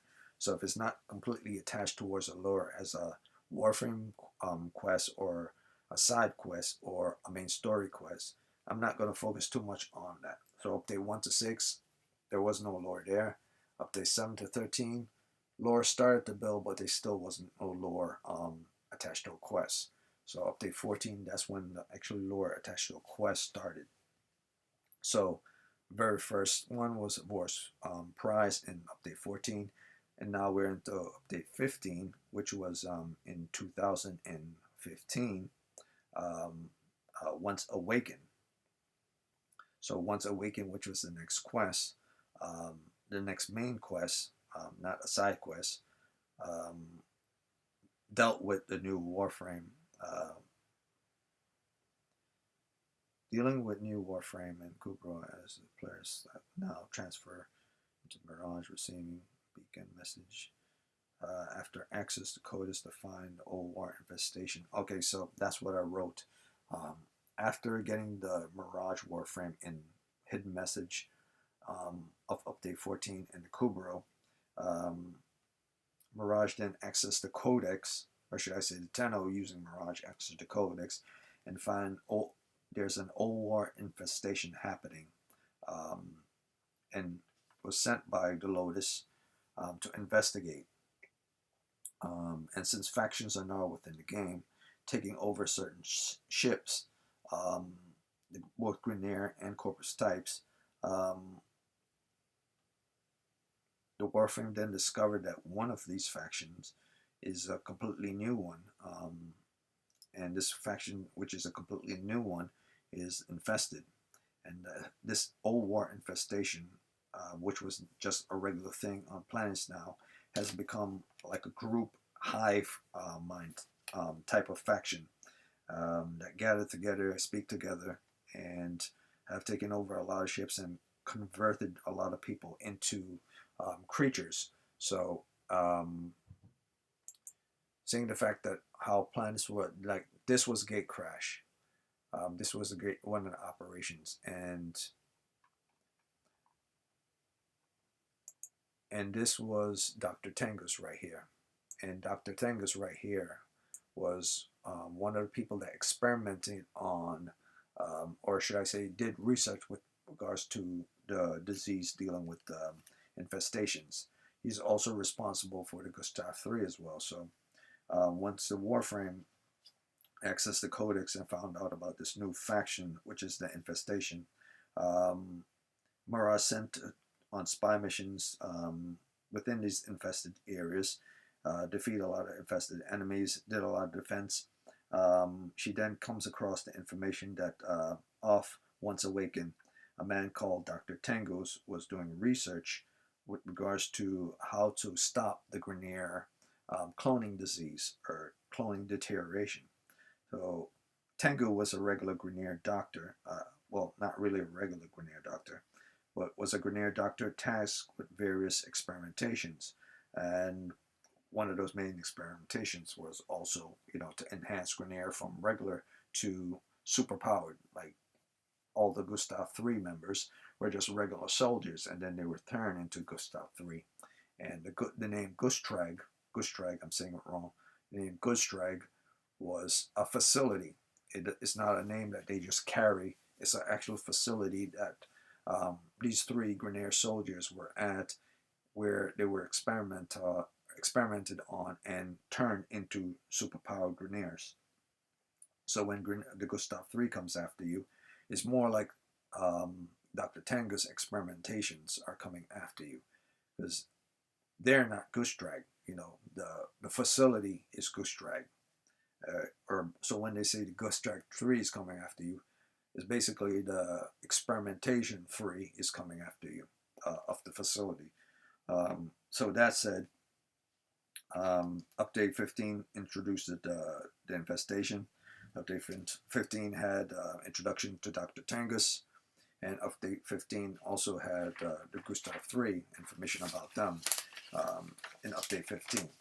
Also in Update 15, I believe, let me see, what else was in Update 15?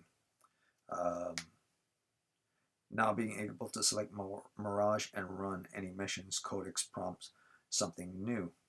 2 new image quests are labeled the Archwing. Okay, so that's also within Update 15. So another update that was part of 15 quest that's part of Update 15 was a new quest that was part of Update 15 was the Archwing quest. So going back to see what I had here, Update 15.2 labeled Once Awakened.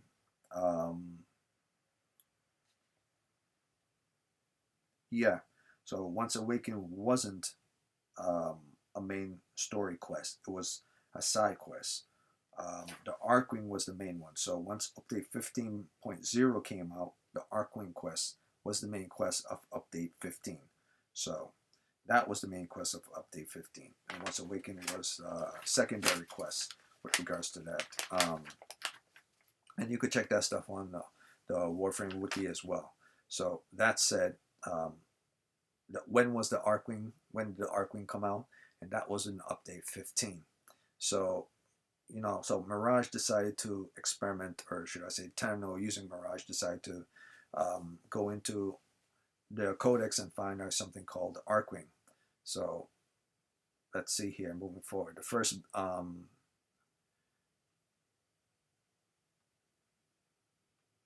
okay, so the first part of the Archwing quest was the main quest, and the secondary quest with regards to the Archwing, once you finish the main quest of the Archwing, the secondary quest that popped up was related to the Limbo Warframe.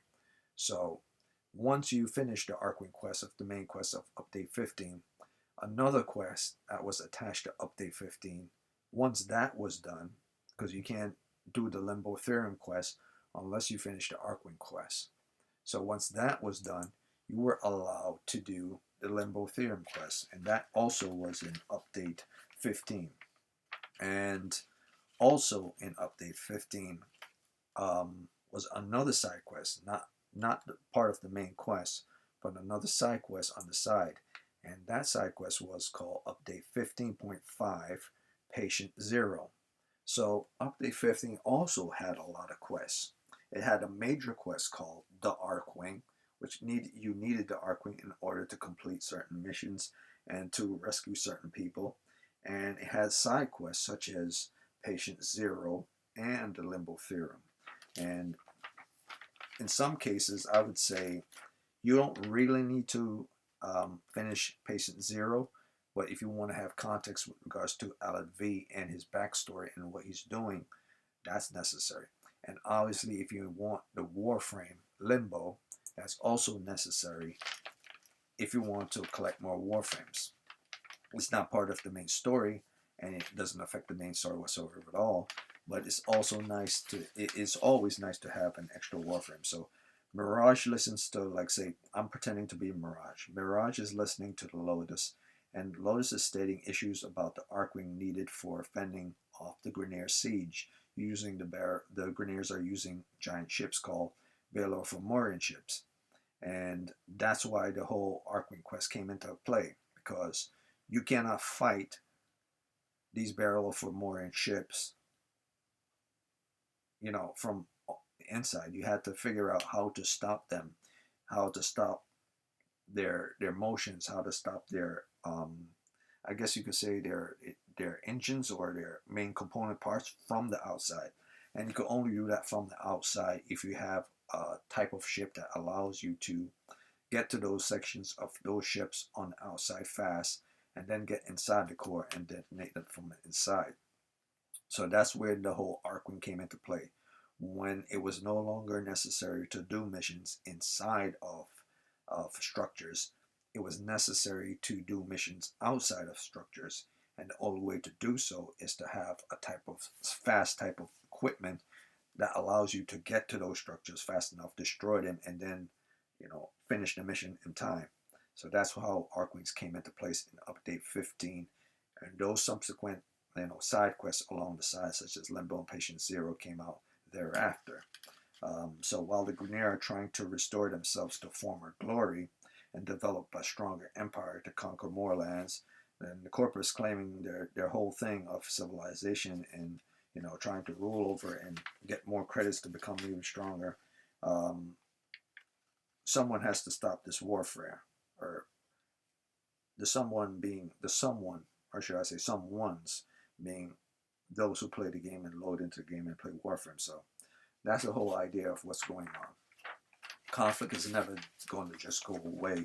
Someone has to, keep these people in place. Otherwise, they'll just either convert everyone into their way, or have everyone under their boot heels for like forever. So in some cases, in many cases, the Warframes are like superheroes to people around the world, because the Grineers are complete tyrants, or they work for tyrants, and the Corpus are obviously tyrants because they slave everyone to death, and if they die, you die, as long as they make a profit. So the Corpus are tyrants, and the Grineer are working for tyrants, the queens. So, and of course the Orokin were also tyrants as well. And if you think about it from another point of view, if you let the infestation get out of hand, then it won't matter who's tyrants or not. Everyone will be turned into infestations, and then everything ends. So the infested are always going to be that enemy that's going to continue to build until you completely wipe them out to the very core. So moving on from that, we're now going to update 15.8. Now, after dealing with the Grineer of their Fomorian ships using your Archwing, Vahek is still in for punishment. He then sends more Fomorian ships in an operation event called Eyes of Blight. So Eyes of Blight doesn't exist anymore and is no longer within Warframe, but it was something that existed during also in Update 15.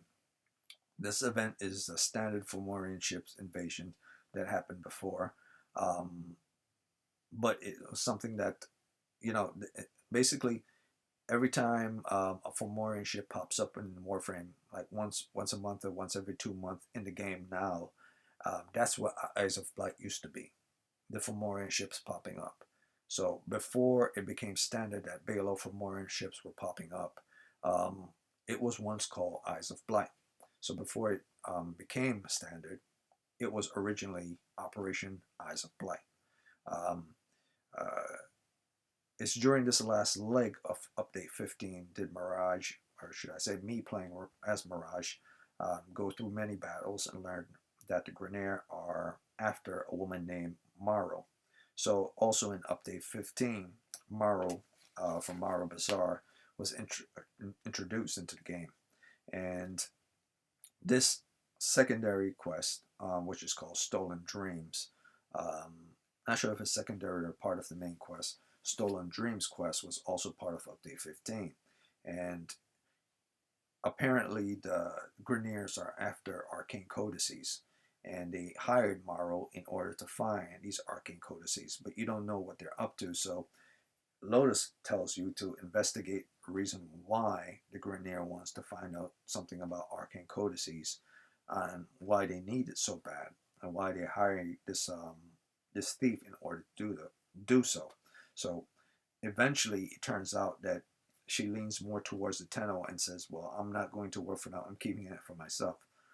So she was hired by the Empire to hunt down these codices. And I believe she found out what they were capable of and found that they were more valuable to be used rather than give to, the tyrant Grineer types. And originally the Grineers wanted them, Vahik and Grineer wanted these codices information in order to solve their cloning syndrome disease.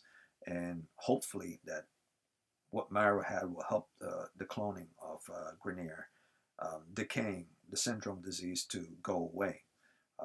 Apparently that's not the case though. And also it wouldn't matter if it's the case because the thief Maro examined the arcane codices, and there was 6 of them, and decided to speak to the Lotus about it. And I went to the Warframes for help. So the Warframes were able to liberate her from the Grineer and save the day. Back on the ship, Mirage goes back to sleep and transfer into a new fully made Limbo Warframe. So during this whole time, Limbo was being made within the Foundry, and that will be the end of Update 15, and that's a lot of information for Update 15. So now moving on to Update 16 is when we get into something called, after we find Maro here, after she went to look for in Stolen Dreams, this is how Maro looked in Stolen Dreams. We then go on to the end of Update 15, and we're now into the beginning of Update 16. And this is called The New Strange.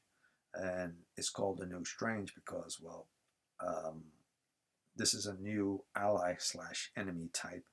And once we finish building and leveling up Limbo and running random missions with Limbo and getting him to 30, we come into contact with information that the Cephalon himself, Cephalon Ordis, says that you can't relax right now. We're locked on to information in regards to new codices, and we should hunt them down.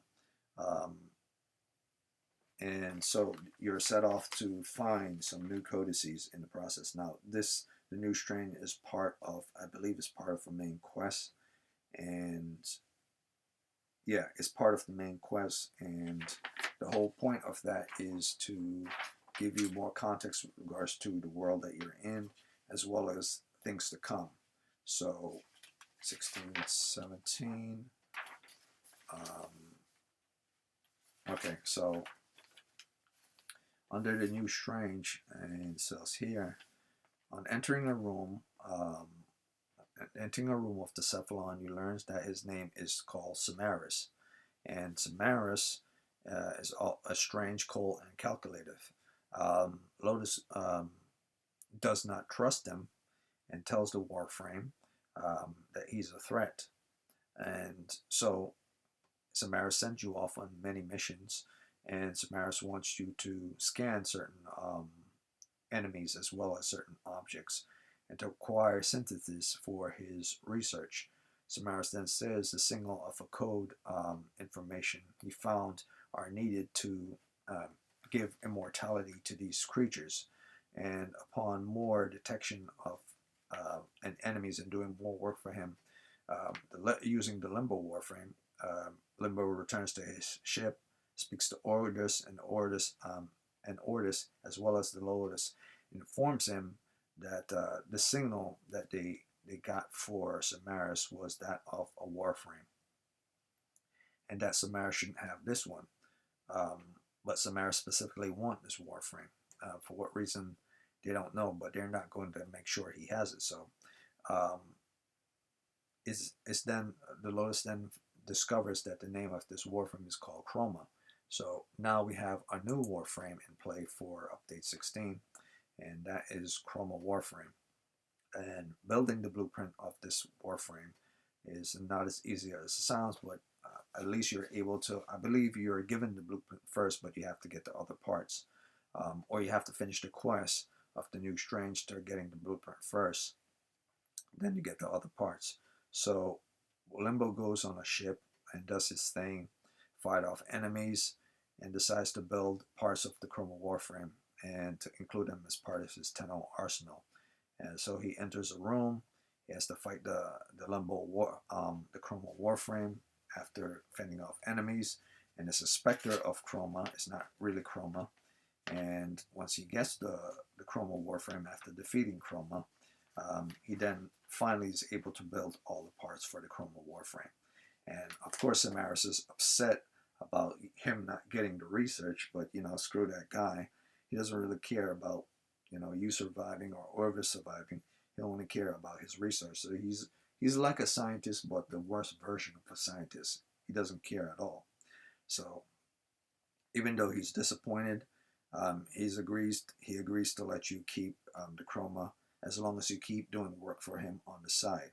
So moving on from that, I would say, let's see what else passes. Still in update 16, and now finally building the Chroma Warframe, which is a big deal.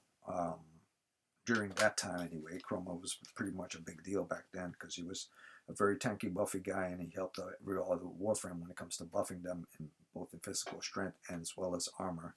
The next extremely big deal that came out in update 16, and that's probably one of the major things within Warframe that doesn't exist as well anymore.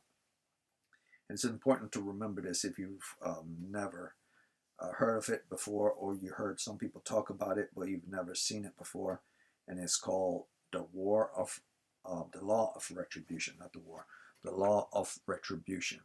Now, this was the first ever trial that Digital Extremes had put into the Warframe game. And this trial was specifically designed to test your capabilities as how well are you able to co-op with other players in order to complete a mission from beginning to end without failure.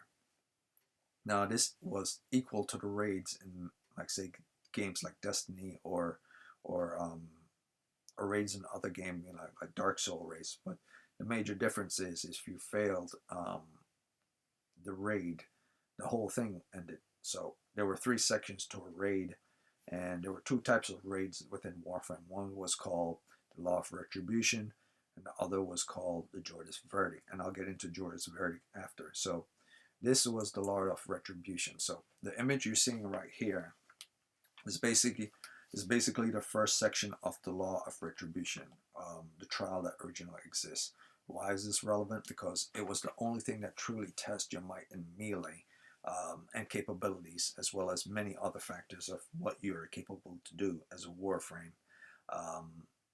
within the game. So it really was something that was hard to do, and not everyone was able to do it. And eventually they took it away. But to be honest with you, the Law of Retribution wasn't too hard. I think Jordas Verdict was the one that people really were turned off from. If you managed to beat Law of Retribution, it was fine. I think they should have dumbed down They should have dumbed down the Jordas Verdict to, you know, a little bit slightly difficult, more difficult than the Law of Retribution, but they made it way too hard. So this is the Law of Retribution. This was the first part of the Law of Retribution, and this was the first phase. So what you did, you would run up this first path right here, get to a door, and you had to stand on pads. And once you stand on certain pads, so let me read it off right here and not just go into, you know, a tangent from my own mind. You enter a room by stepping on pads, and this is this right here. And prior to the arrival of the operator in update 18,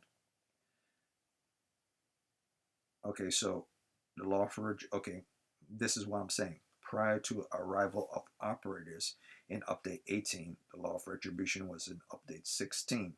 So before you're even able to step on pads, all Warframes had to be able to sync and synergize with each other together.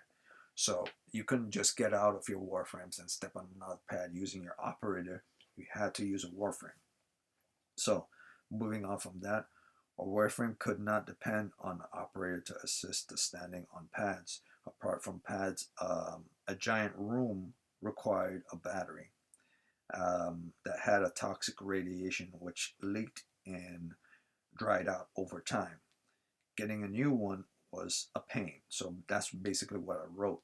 So once you went through the doors, you had to pick up a battery, and once you pick up that battery, you had to carry that battery, and that battery had radiation on it. And then you had to run to those batteries on the door that leads to different injectors. And you have to set that battery by those injectors over time. And you have 4 of them, and you have to get rid of all 4 of them. And that would end the first phase of the Law of Retribution. But it's not as simple as it sounds. There were always enemies around, and the radiation battery was slowly depleting your health and eventually kill you in time. And if you weren't fast enough, it dropped from your hand and someone else had to pick it up. That's why it was necessary to carry a Trinity in party to make sure that your health returned after you almost dying. So it was very important to do cooperative in this game. So the next part of the Law of Retribution, you had to stand on certain pads, and once everyone was on certain pads, you had to hack you had to look up out of a giant monitor on the screen and see what type of sigil or glyph was on that monitor and step on the appropriate pad that marks that specific monitor to open that door. Now there were 4 pads that Warframes had to stand on, and there were a total of 1, 2, 3, 4, 5, 6, 8 pads, but you only had to stand on 4 pads.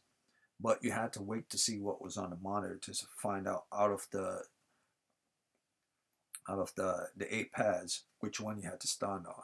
So if you made a mistake and stand on one, and it was a wrong type of symbol that was on a screen directly behind the pad, and typically these white sections right here had like a screen right next to it, similar to the giant TV screen up here, had a miniature screen. If you stepped on the wrong pad and it didn't resemble what was on the screen, on the little mini screen, and you stepped on it, you were screwed, because you were either electrified or you went down right away from the power that slammed right into your body. The next one was, let's see here, that was phase 1, that was phase 2, and phase 3 was, okay, so phase 3 was, you then have to go, after you went through the giant, huge monitor screen allowing you to get access, enter another room where you had to do a transportation pad. And the transportation pad was the same as you do regular transportation missions of certain, Fomorian cores. So it was a giant Fomorian core, and you had to transport it. But the difference was that the electricity on top of the rail would go off every now and again next to the Fomorian core. So you had to stand on pads to ensure that the electricity goes off before the core reached that electricity, all at the same time while holding off the enemies. So once that was done, you then went into the last section of the trial, which was you had to fight Phage, which was in the center. And these are all maps created by other tennos throughout the years who used to play the game. So these aren't my maps. These were all things developed by various different people over time. And I just using them as representations of how people used to play the game. So in this one, you had different stacks. You had stack 1 over here, stack 2 over here, stack 3, stack 4, stack 5. These were all fire stacks. In all these fire stacks, you had different pipelines that led to fire stacks like this, and these pipelines were attached to pads. Like 2 blue pads were attached to a specific pipelines, like say to access fire stack blue over here, the pads related to fire stack blue were all the way close to the white ones, and the pads related to red pads related to fire stacks red ones over here was all the way by the green and the orange. So it was necessary to find out the appropriate pad in order to open a fire stack and drop a battery down there. It wasn't that simple, while at the same time trying to fight off Phage. So that was, once you beat him, once you got all of the fire stacks lit, and it was 5 fire stacks, once you lit all 5 fire stacks, Phage didn't have anywhere to go but to land on the ground. Because typically what he would do was stay in the air on top of a fire stack. And it was necessary for you to destroy all the fire stacks and set them ablaze so that they would hit him, the fire would hit him, and he would fall to the ground. So he could no longer have anywhere to run to. And so once he was on the ground, you just lay waste into him, blast him to all the hell, defeat him. You got the award, and at the end, you would either get 1 or 2 arcanes or 1 arcanes as your reward, some endos, lots of credits. And before you even enter the boss room, it was always recommended that you would search around for at least 1 or 2 hidden caches. And these caches will have 3-day boosters, forma in them, or adapters or rare mods in them. So they were nice little rewards that you get even before reaching the boss. Kind of like a nice little, well, if you don't beat the trial, you still get something very good if you're unable to do it. So you are always going to get previous award, and then you will get a grand award afterwards.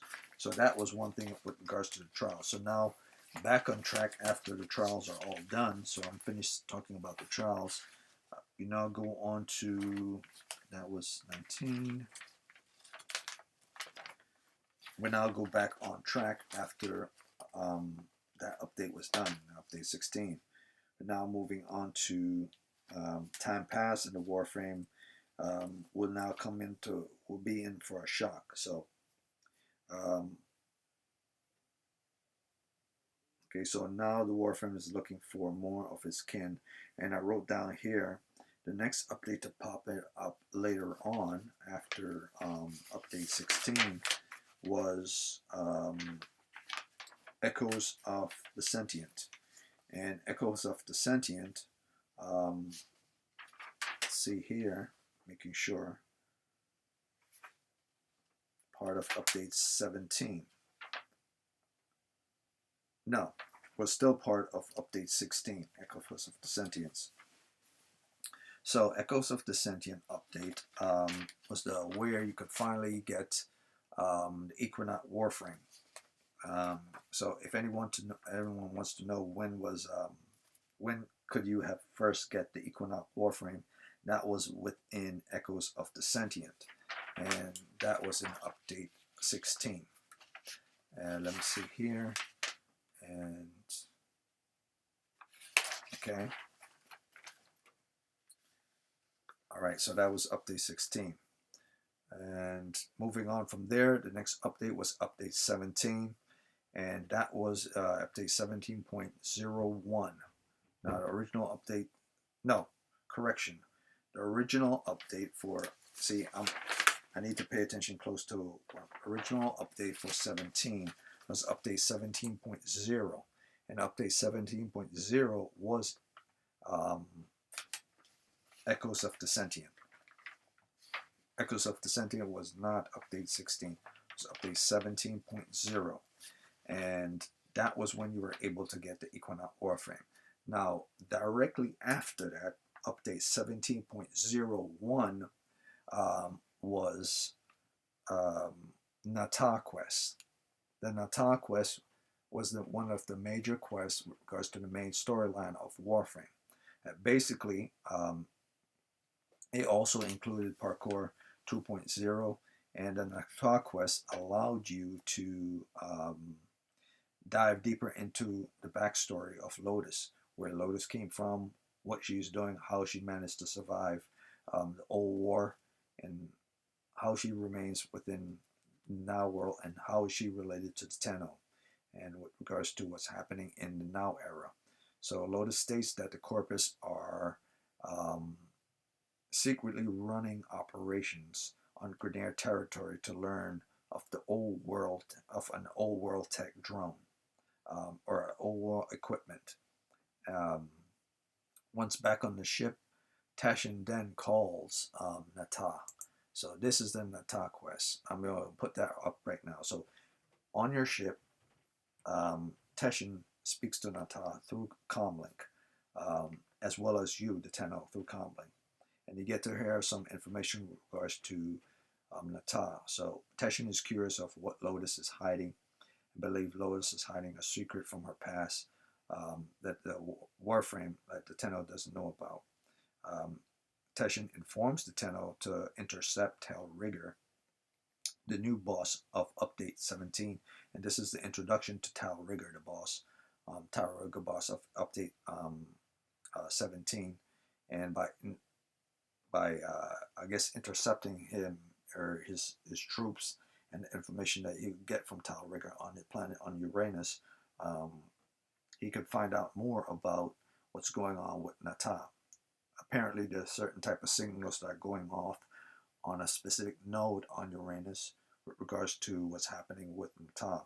So once the Warframe goes on to Uranus to investigate, the Lotus state she was once called Nata, and to you that she was once called Nata, and it was of the same race as the Sentients, and it was sent to destroy the Orokin.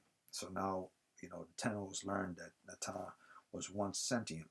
Shocked by this revelation, they were speechless for a while, but then Lotus kept going on and says, but she could not have destroyed the Tenno. And so because she was so fond of the Tenno and she could not destroy the Tenno, she decided to leave them alive. She could have killed the Tenno, but she decided to leave them alive. I guess because she never had kids, she found like she had to care for them. And I guess whatever remained of the Lotus from the old war era, or Margulis from the old war era, before she became Nata, still remained within the sentient form of Nata. So her humanity wasn't completely gone. So she was never able to destroy the children, because apparently before she was turned into Nata by the sentient Hunhao, and this is the first time we've learned of a voice speaking to Nata. It doesn't say that it's Hunhao yet. You just hear a voice. Eventually we'll learn that it's Hunhao. She basically said she was human first, and whatever humanity was remained and left of her, she was unable to destroy the Warframes. And eventually the Warframes were able to banish the rest of the sentients from the origin system, and the ones that couldn't go back home were destroyed, and Lotus remained, but she went into hiding over the centuries. So that was that, and the story kept going on from Nata, moving forward. Eventually, Talrigger kept calling, and we defeat more Grineers, moving on, so on and so forth. And the Nata mission pretty much came to an end with the voice telling her that she could never be who she used to be, and that eventually she will turn back into Nata one day. And Also during this period, you also hear, I believe, the voice of Ballas. The first time you hear the voice of Ballas speaking to Margulis during this quest. Now, at the time, you don't know that it was Ballas speaking to Margulis, or that Margulis was even the Lotus. You just heard a man speaking to a woman. Eventually, many updates later, you will learn that man speaking to that woman was Ballas, and the woman that he was speaking to was the actual Lotus. So that said, um, from update 17 moving forward, we learn many things. Or should I say, from update 16 all the way to 17, we learn many things. We learn about Dr. Tengus experimenting with disease that Orokin originally created on the sentients. Or should I say, in order to destroy the sentients, they fashioned it to use on infested as well as on people. And then you learn that the Grineer cloning system doesn't work and faulty. And Tengus was trying to figure out a way to undo that as well, the syndrome disease. And you also learn that sentients themselves are now finally revealed. So before the existence of the sentient, before from update 1 all the way to update 13 was never described whatsoever in the game. There was no sentience that exists in this game. None from update 1 to 13 that existed. And even from update 13 all the way to update 16, it did not exist. Only in the quest Nata did you first, only in the quest Nata did the existence of sentience was first spoke of and introduced. Now, yes, Lotus talked about her past in previous updates, but you never saw how a sentient looked.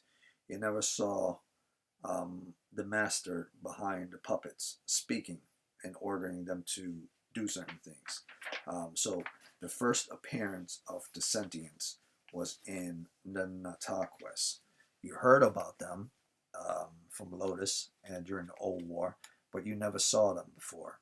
It was only until the Nata quest of update 17 that the existence of the sentient was first revealed. Not first stated, but first shown. It's also during these strange times a distress call from an unknown Cephalon forward the Warframe under Jordas' advice to investigate, like a distress beacon. Uh, you know, basically, how would I say this? Only Jordas would understand this beacon because it's similar towards him, a Cephalon like him. So this distress call, this beacon, however you want to call it, was kind of a shocking devastation and revelation. And it's another interesting factor with regards to the game itself. It doesn't move the story of the overall quest of the game forward, but it's a nice little inclusion into the existing, and it also adds towards even more context towards the infestations as a faction. More stories attached to them, or at least one additional, more complications or more texture on top of what they are in the story. And this is the Jordas precept. And the Jordas precept is part of update 17 and was probably the last part of update 17, to be honest with you. And just let me double check. Yeah, it was update 17.5 was the Jordas precept. And this story about the Jordas precept basically is an evil Cephalon. So corrupted by either the sentience, the sentient infested, because the infested aren't just infested. They're like a hive mind. They understand their existence. So either the Jordas Cephalon was corrupted by the infested, or Jordas Cephalon was always corrupted from the very beginning. And you could say that he helped the manifestation, which he did, of the Jordas Golem to turn to a gigantic kaiju size. So this was his experimentation. You know, the infested didn't let him turn him into this giant thing. He started to experiment more on them and made him into a giant version of the regular golem, or the regular juggernaut turned into a huge creature. So this golem is called J3, basically Juggernaut version 3, and it was labeled as Golem. All, you know, Juggernauts before that were J1, J2, but the J3 version is called the Golem. And this is a boss, I believe, on the Eris planet. And by beating this boss, you're able to attain the Atlas Warframe. And that's one of the great part about, let me see, yeah. That's one of the great part about Warframe. Like, if it's not part of the main quest of the game, it's fine, because you could always have something to do on the side. You either have a side quest to do on the side, or you do have side missions or side objectives on the side to find Warframes. So if you're not looking for Warframes, you're doing side quests. If you're not doing side quests, you're doing the main quest. And if you're not doing main quests, you're farming resources. So there's always something to do in the game. Now, that said, once the Jordas Golem was intercepted and Jordas himself was defeated, and you're able to finally get as a reward not just the Atlas Warframe, where you're able to get an Archwing gun as part of the reward for beating the Golem, and that Archwing gun is called the Grappler. Now, the Grappler was a very powerful puncture weapon, and it's one of the favorite, and is still a good weapon to this very day. Now, moving forward from there, which is update 17.5, the next update to come out directly after 17.5 of the J3 Golem is none other than the trial itself. So a lot of stuff happened in update 17 as well, as they typically do in Warframe, because it takes a long, you know, there are many months that makes up a year. So within each, like every 3 months or every 2 months, there was always an update. So if it wasn't every 3 months, it was every 2 months that there was an update. And this next update was called Jordas Verdict, and it was the next trial with regards to this game, Warframe. And it was one of the more harder ones. In fact, it was the hardest mission to do in the entire game to this date. And so hard that they had to remove it from the game permanently and replaced it with Eidolons. Replaced both the Law of Retribution, which was from update 16, with Eidolons, and replaced like update 17 with Eidolons. I don't have anything against Eidolons. I love fighting Eidolons, but to be honest with you, Trials was also a selling point for the OG types. So what they needed to do was to figure out a way to balance it off where, you know, children themselves, or not even children, like teenagers, were able to, you know, understand the Jordas Verdict, do the Jordas Verdict, and will fail at the Jordas Verdict. But it wasn't too complicated that they didn't know where to go, or the enemies weren't completely on you all the time that you didn't know where to go. I believe the Jordas Verdict was just too complicated for a lot of people, and no one wanted to put up with it. And eventually it became obsolete simply because of Digital Extremes not knowing, you know, how far should they go with regards to complication of request. They should have made it as complicated as the Law of Retribution. They should not have made it more complicated than the Law of Retribution. And I believe that was what made it go away and made a lot of veteran players also leave. But thankfully, once the Eidolons came into play, a lot of people came back to the game. And when the open planes also came into play, a lot of people came back into the game. So this is the Jordas Verdict. These are the 3 phases of the Jordas Verdict. And just like, you know, Law of Retribution, there's at least one phase that's attached to another phase. So there's technically 4 phases, but they're There are technically 4 phases, but there are actually 3 stages. So I'll start, like, label them off right now. So the first one is the one you see right here, and that's, you have to get this little explosive pad in through this door while the door is still open. In order to make sure the door is open, you have to shoot those 2 pads till they go blue or till they go gray. Get the pad through the door, or at least get the explosive spore bomb, infested spore bomb, to hit the door to open a pathway. Once you go through the pathway, and you just go to the next section, but it wasn't that simple. You had to make sure to hit the spore bomb by meleeing it, while at the same time fending off infested from trying to destroy it. So that was the first part of the first phase.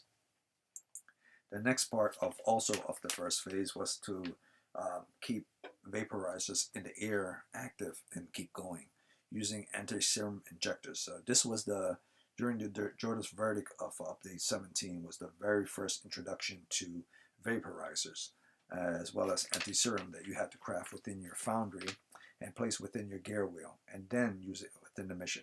If you didn't put it within your gear wheel and bring it into the mission, you would be screwing people over. So unlike the Law of Retribution, this was the only trial that you were required to put something within your gear wheel in order to progress through the mission. So everyone had to have an anti-serum injector within their gear wheel to vaporize the air so that people won't die. Now, the anti-serum were also used to make sure walls or control modules were free of infestation, so you could open doors, stand on pads, and then proceed forward in. And the next phase, or the next stage of the Jordas Verdict, after you passed the first stage, was the reactor sabotage mission. So that came into two parts. The unlock the doors, which is using the vaporizers, as I stated, in the next room. And then once you pass that room, after you're keeping everything active and waiting for the percentage of decryption to get to 100, you then proceed on to an elevator. And once you're on this elevator, you have to keep the elevator going upwards and upwards and upwards while applying anti-serum injectors into vaporizers to keep the elevators keep going upwards, while at the same time enemies are attacking you. And then once you finish that part of that second phase, you then go into the third phase, or the third stage for this matter, which is defeating the Jordas Golem. So once you pass that elevator part of that second stage, you're into the last stage, which is the third stage, and that's fighting the Jordas J3 Golem, just like you do for a regular mission on Eris, but this time as part of the trials. So you have to stand on pads inside of the belly of the beast and open some nerve centers and make sure you could destroy certain nerves up inside of the golem. And once you're inside, the golem engines will go out, allowing you to destroy it using anti-serum injectors to hit the nerve and then destroying the nerve. And then you will get ejected back on the outside. You hit the rear of the engine, the rear thrusters of the beast on the outside, while at the same time launching a spore into the beast's head. Now, the last section of the fourth part is after you do it like 3 times. The last section of it is to do it one last time, go into the final room, the 4th room, I believe. And once that is done, you do the same thing. You you throw like a spore bomb into the creature's head, and then you shoot the thrusters at the back. And once the thrusters at the back is done and over with, the game is over. Actually, now that I think about it, I remember it clearly. You only shoot the thrusters at the back once the final phase of the Jordas Golem nerve, the main nerve, has been destroyed. So once the main nerve is destroyed on the inside, you're only allowed to finally shoot the thrusters at the end of the last part. So you're unable to shoot the thrusters to the very section of the fourth part until you just destroy the final nerve. So once that final nerve is destroyed, then you're finally able to destroy the thrusters at the back of the golem. And the J3 golem explodes, and that's a wrap for the J3 golem. So that was all there is to the Jordas Verdict.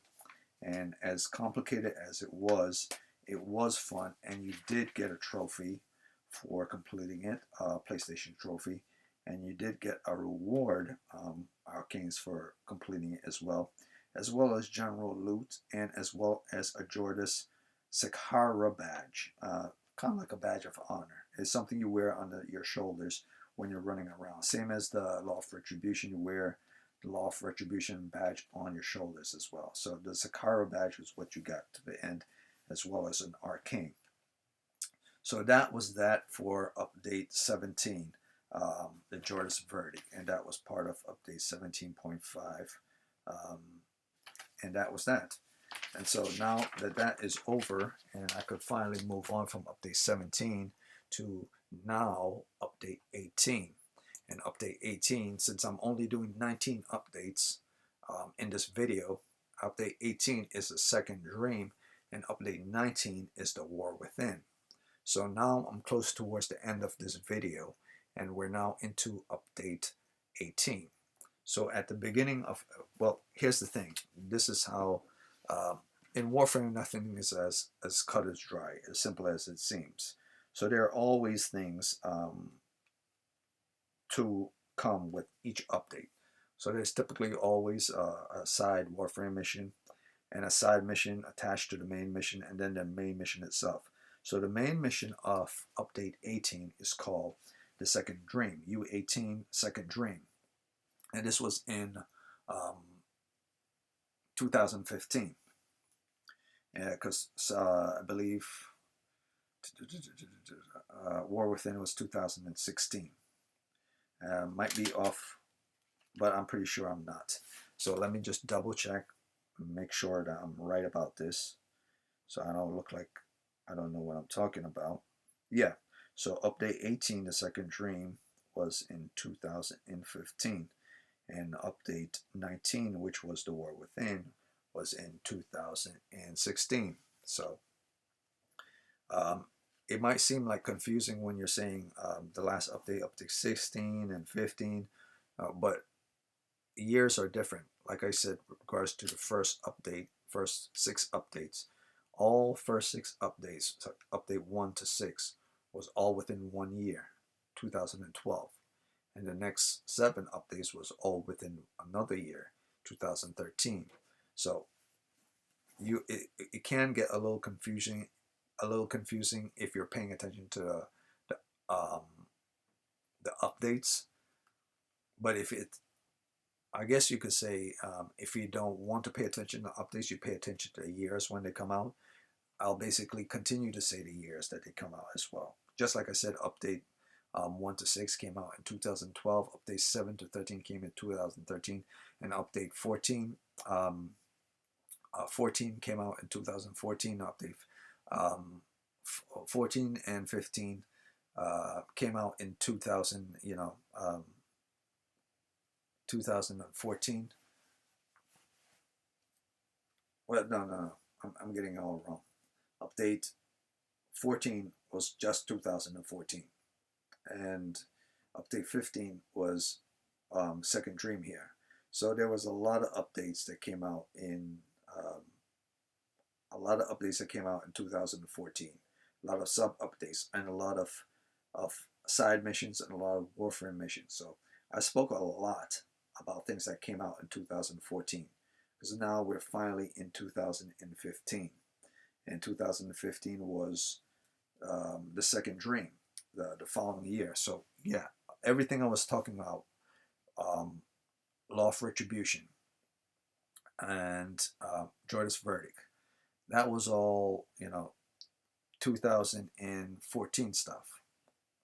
I believe, yeah, I was all too. Law of Retribution was update 16, yes, and 17, yeah, those are all 2014 stuff. So coming 2015, Second Dream is on us. So upon access to your Codis, the Lotus tells you that she has a name for her enemy leader, and the name is Hunhao. So now we finally get an image of how it looks. So Nata was part of the whole update 16 thing, and the sentients were present, and they were talking smack, and Hunhao was talking smack in silence and hidden in plain sight, but you couldn't see him and everything. But now that it's finally here, in update 18 of 2015, we finally have an image to our enemy, and this is how he looks. So the Stalker enters a room, and that's as you're loading up your game, as you getting into the game, and the game starts. I don't believe you have to access the Codis for this to start this quest. I believe as you load up the game, as you load the new update 18, and you start up your game, restart your game, I believe the first thing you see as you're starting your game is this cinematic. And the cinematic shows Hunhao speaking to the Stalker. And the Stalker wants to know more about his background, wants to know about where he comes from and why he exists. And at this point, the Stalker is no longer called the Shadow, he is called the Shadow Stalker. Reason why they name him that way, I guess it's simpler rather than call him Shadow all the time. Give him a name this time, and but at the same time still attach him to the name Shadow, for which he originally was called at the beginning, way before he was introduced. Or should I say when he was first introduced, before he was actually called the Stalker. Shows up, speaks to Hunhao, and he seeks to know himself, and he wants to destroy the Tenno. And moving forward from that, Hunhao offers him the war weapon, a weapon that he could use in order to fight off the Tenno, and also lead him to where he might find the Tenno as well. The secrets to the Warframe's hidden power. Of course, the Stalker was always looking for, secrets to the Warframe's power, but he could never find the Tenno themselves. So by going to Hunhao to get assistance, he finally is able to believe he's able to get track of where the origins of the actual Warframes might be, by aligning himself with Hunhao.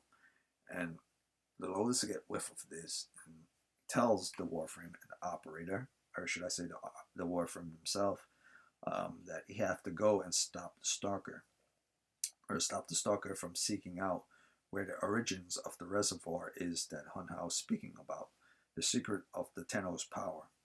And so the Lotus says, okay, I got the coordinates where you could actually go to see where the Stalker has been hiding out or hitting for, and to intercept and stop whatever he's trying to do there. And in order for him to do this, the Lotus went towards Alad V, because Alad V has more knowledge with regards to things that are associated with the Stalker. So basically, the Lotus doesn't know too much about the Stalker's whereabouts and where Stalkers have been running around all this time, and what Stalker has been doing. But apparently, Alad V knows about what the Stalker has been doing moving forward. So right now, he tells Alad V tells the Warframe, whatever Warframe you're using, to go check out this area or that you have coordinates for. So the lore of Warframe can now be pieced together even more, of events of a timeline based on the second dream. So I would say the second dream even fuse things together even more so than any other quest or cinematic before it, whether it's a side quest or a Warframe quest or a main story quest. So from that point of view, you kind of get an idea of what and where Warframe will be going based on this new revelation and this new type of world that's happening, and the introduction of Hunhao and finding out the secrets of the Tenno. So something big is happening, and something big is going down. So the Warframe discovers that the big thing that's happening, the big thing that's going down is the moon. The moon is hidden inside of the void. apparently, for some reason, and I never noticed this, when I first played the second Dream, that the moon was never present within the solar system from the very beginning. And then, apparently, the moon only exists within the solar system again and exists within the solar system surrounding Earth and so on and so forth once it was extracted out of the void. So if you were first playing Warframe and you were looking at the star chart and you realize, well, there's something's off. Did someone destroy the moon or something because there's no moon? Is that the moon was always there. It was just hidden inside of the void all this time. And so the Stalker discovers that the moon is hidden inside of the void and decides to set a trap for the Lotus, and the Lotus fell right into it. And he finally is able to find out where the Tenno reservoir was. So by finding out where the moon is and being able to access the moon now, because Stalker didn't know that the moon existed either and that it was destroyed, but now that he knows this was hidden all this time, away from Hun Hao, away from the Orokin, away from everybody, by the Lotus, I still don't know to this day how she could hide an entire moon. It's weird, but he was finally able to go there to find where the reservoir is. So he showed up to this location with the war weapon, leading him and Hun Hao, guiding him with the war weapon towards where the reservoir is. And once he showed up there and he was about to, get his sweet revenge and find out the secrets behind the Tenno, because he disliked the Tenno so much and wants to see them all dead. Upon extraction of the moon, the Warframe goes to save the reservoir from the Stalker and discovers that the reservoir is not what you think it is. And inside the reservoir, someone came out, a life form came out of the reservoir. And it's like inside of this circular pad. And once the person came out, that was lying inside like a bed or something, a metallic bed, the reservoir cracked and fell to the ground, or should I say the pod that was inside of the reservoir. And that's what this is. This was a pod that was inside the reservoir. Fell to the ground, but not before the person that was inside of the pod came out by gliding out, or it flew by itself, or it levitated out by itself, and the person crashed to the ground. And then once the Stalker saw the person and was about to go and kill the person, the Warframe was awoken, because the Warframe shut down for some bizarre reason, and no one knows why. It just shut down. The Tenno, or this person, moved towards the Warframe and reactivated the Warframe. And once the Warframe is reactivated, the Warframe picked up this person, and turns out that this person is actually what the Stalker was after the whole time. And this person is actually the Tenno themselves. And we learn of this later on, once the Tenno is extracted and goes back into the ship, off your actual ship, and is placed in the back section of the room behind the ship, in a separate room of your flying ship.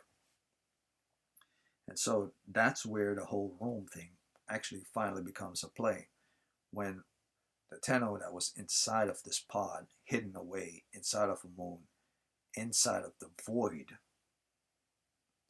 finally got inside of your ship. So the Tenno are extremely, extremely powerful to be able to psychically link themselves from their pod and control Warframes from vast, vast distances. They're not even the same location, not even the same space. So the Tennos are extremely powerful beings. And that's due to void energy, the use of void energy. So void energy is like kind of like a fluctuation of energy that they could use to just wave outwards. And as long as they have a solid link to that specific frequency, they could always control the Warframe. So after defeating the Stalker inside of your ship and beating the Stalker inside of your ship, accessing the temporal pad, I believe it's called, what's the hell's the name of it? Let me see, what did I call it? I remember the name of it. The Cyclonic Drone, or was it Cyclonic Pad?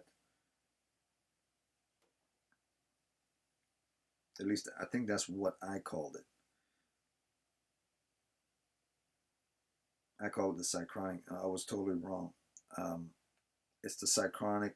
No, it's the somatic pad. At least that's what it's called, based on my log I have here. A somatic pad or a somatic device. I don't know why I call it Cyclonic all this time. It just sounds, more interesting that way. But the somatic device, which is basically like a, internal chamber, like a Darth Vader chamber where they could, shoot off their powers and control things from vast distances. The somatic pad or somatic device, the Tenno entered it, and then finally, under control, Tenno was able to control the entire ship, control the Warframe, and finally purge the Stalker from inside of the ship. And that's pretty much how the second dream comes to an end. But it's not simply over just like that. After you get inside of your somatic device, the Lotus speaks to you again. The Lotus says, my child, you now know of your past. You now know of where you come from. You now know who you are. You now know why I hid you inside of that reservoir, and why you were sleeping, and why you were on the moon, and all is happening. And you now know a huge part of the lore of why you defeated the Orokin, and why she rebelled against the sentients, and why she kept the children alive. And so a large part of Warframe's lore, a humongous part of Warframe lore, more than any other story to date, other than the New War, was part of the second dream. I believe the New War might be the only main story quest, that's probably even more fleshed out than the second dream. But if it wasn't for the second dream, the New War wouldn't have had this much story to attach itself to. So once the Lotus speaks to you, and once you're able to speak to the Lotus in return, you're finally able to select the school that you're going to be part of: Madurai, Vazarin, Zinuric, or Uneru. Of these 4 schools, you could select which one you want to be part of, because there were various different training schools for various different Tenno types, who had various different synergy types. Once you select that school, you can actually invest in that focus tree type. And that's where the very first existence of the focus tree came into being, within the second dream of update 18. So that said, that's the end of the second dream. And also, you got a name drop for the Lotus as well. And she said her name was Margulis. She told you how things came to being. She told you what the sentients did. So you have a lot of things that were introduced. She actually admitted that she was Margulis. She actually admitted that she saved you guys. And she admitted many things as well. And you got a lot of story back. So the second dream was pretty much a very, very big deal. And you also learned that the Stalker never had a Tenno to operate, that he was kind of a failed experiment. And for some reason, he's managed to be alive. So there's still a lot of backstories with regards to the Stalker that still has not been fleshed out yet. But yeah, that's that. And that's it. I would say that's it for update 18. And now moving from update 18, we're now into the final sections of final part of this video, and which is update 19. So just to cross T's and dot I's and go back to everything I probably missed from update 18. I would say, let's see.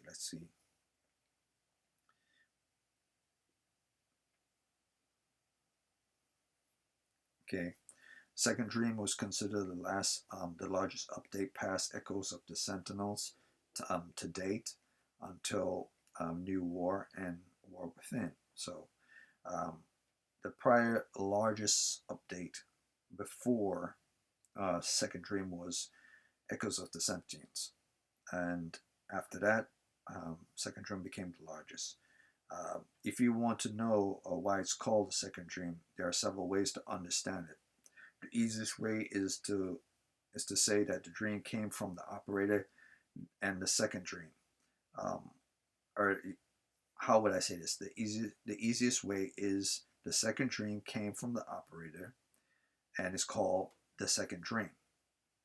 If that makes any sense. Or you could say the not so simple way is the second dream is a representative, or it represents. It's not really a representative, but it represents moving around in astral form, and being able to inhabit bodies that have no consciousness of complex thinking or complex thought. An object, or maybe in a machine, and able to move it around. It's like possession. In other words, while you are dreaming, you can still be awake to do activities like in a dream, but it's real. And that's why it's called second dream. So in that sense, that's another way to describe what the second dream is. So there are two ways to describe it. You not being there, or you being able to possess other people while you're dreaming. It's like you're awake, but you're living in a lucid dream, but you're not really dreaming. You're actually awake. Okay, so several updates came out in 2015 as well, and one of them was Sands of Inaros, and the other one was the introduction of Kayla the Tame. And so let me look at that right now, so I can show that right now. So Sands of Inaros also was part of the update 18. So I don't want to skip over Sands of Inaros. So that was a separate side quest that was different from the main story quest, which was Second Dream. And then directly after that was Operation Ratum, which introduced the arena system within Warframe. And that was also during update 18. And the first actual female Grineer boss called Kayla the Thing. Well, actually the second female Grineer boss, because I believe there were a couple of sisters who were fighters, but the first main female Grineer singular boss that was in charge of an entire planet herself, as well as a main antagonist when it comes to the arena, and also the person that was in charge of the Dog Days event that popped up a few years later. So that said, if anyone wants to know where Kayla first popped up, it was during the time of the Second Dream. If anyone wants to know when Inaros first showed up, it's also during the time of the Second Dream, all in 2015. So moving on from that, we're now into update 19 of 2016. And during this time, this is a very weird one. There were several mini updates, and these mini updates weren't called update 19. They were called update. They were in update 19, obviously, but because you have to attach them to things going forward. But they were kind of like intermission updates. They weren't necessarily the actual update themselves. They were like intermission updates, small little events attached to the update 19, considered part of the update 19, but weren't the official updates of update 19. And these went on to be U0 all the way to U4. Mini update 1, mini update 0 to mini update 4. And let's see here. The official major updates 19 was not ready yet, so prior activities were set in place to flesh out the world, and many tile sets were set to flesh out the lore as well. which was now a normal thing past update 2015. You could say this was how DE first started to consistently flesh out the story of Warframe and the universe, which is true. Um, with this update and a few 4 months later, I'm talking to myself now. If I was playing the character of Inaros, you know, a few 4 months later, and doing a couple of training and a couple of mission and learning of how to use Inaros um, in the second dream, I then learned once I started up this new update, um, past the very first 4 mini updates, the main official update, update 19, called The War Within, started. And then you see, Teshin doing his thing, blah, blah, blah. But it really didn't start yet. I mean, every time you load up into the game, you saw information about the War Within, but you didn't get the quest yet. So one day, Teshin decides to call you and says, well, as part of the War Within, or should I say, as part of the mini updates of update 0 to update 4 of update 19, like mini 04 or mini 03, mini 02, mini 01, mini 00. One of these was U0, and U0 was Teshin calling you to play the game Unaro, which was part of the update 19, but it was the first mini update. So the mini sport update was U0, called Lunaro. And the next one, I believe, probably after Lunaro was, let's see, U2, no, it was U3. U3 is Silver Grove, or it wasn't exactly U3, but it was between U0 to U4 of update 19, and it was the Silver Grove.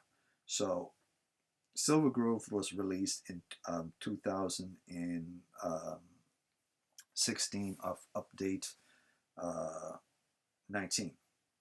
And the Silver Grove was obviously a separate quest apart from the main story game, and it was part of the Codex. And you could do it, and you learn you eventually get the Titanium Warframe in the process of update 16. I mean, not update 16, update 19 of the War Within, or one of the mini updates, the U0 to U4. And once that was done, and you were able to access the Titanium Warframe and build there within your foundry, the Warframe would then, I have in here, the Warframe would then go into rest and relaxation state. After U0 all the way to U4, this update was also U0 and came before Silver Grove. But the tenno was on a roll. I see. Okay. All right. So after that, after Silver Grove came out, there was another event that came out also in update 19, and that was during this process. That was also the Halloween event called Hollow Nightmare Events. That's what it was called, the Hollow Nightmares, and it housed the creature Hollow Flame Juggernaut. And as part of update 19, or should I say part of the U0 to U4 of update 19, you had to fight off the Pumpkinhead Juggernaut on Earth during the Halloween season of October, and it was pretty awesome. I remember doing it for the first time, and it was interesting. And eventually, he never came back, and was replaced by the Knights of Napers. But it was pretty awesome, and you got a lot of rewards for the event. And the whole objective was to not be killed by the flames of the Juggernaut, but to set the Juggernaut on flames by the different pumpkins that were around. So allow him to charge into those things, and he would explode on contact. And you got so many awards for it, and it was fun. And you know, it's something that you would do while you were waiting for the War Within to drop.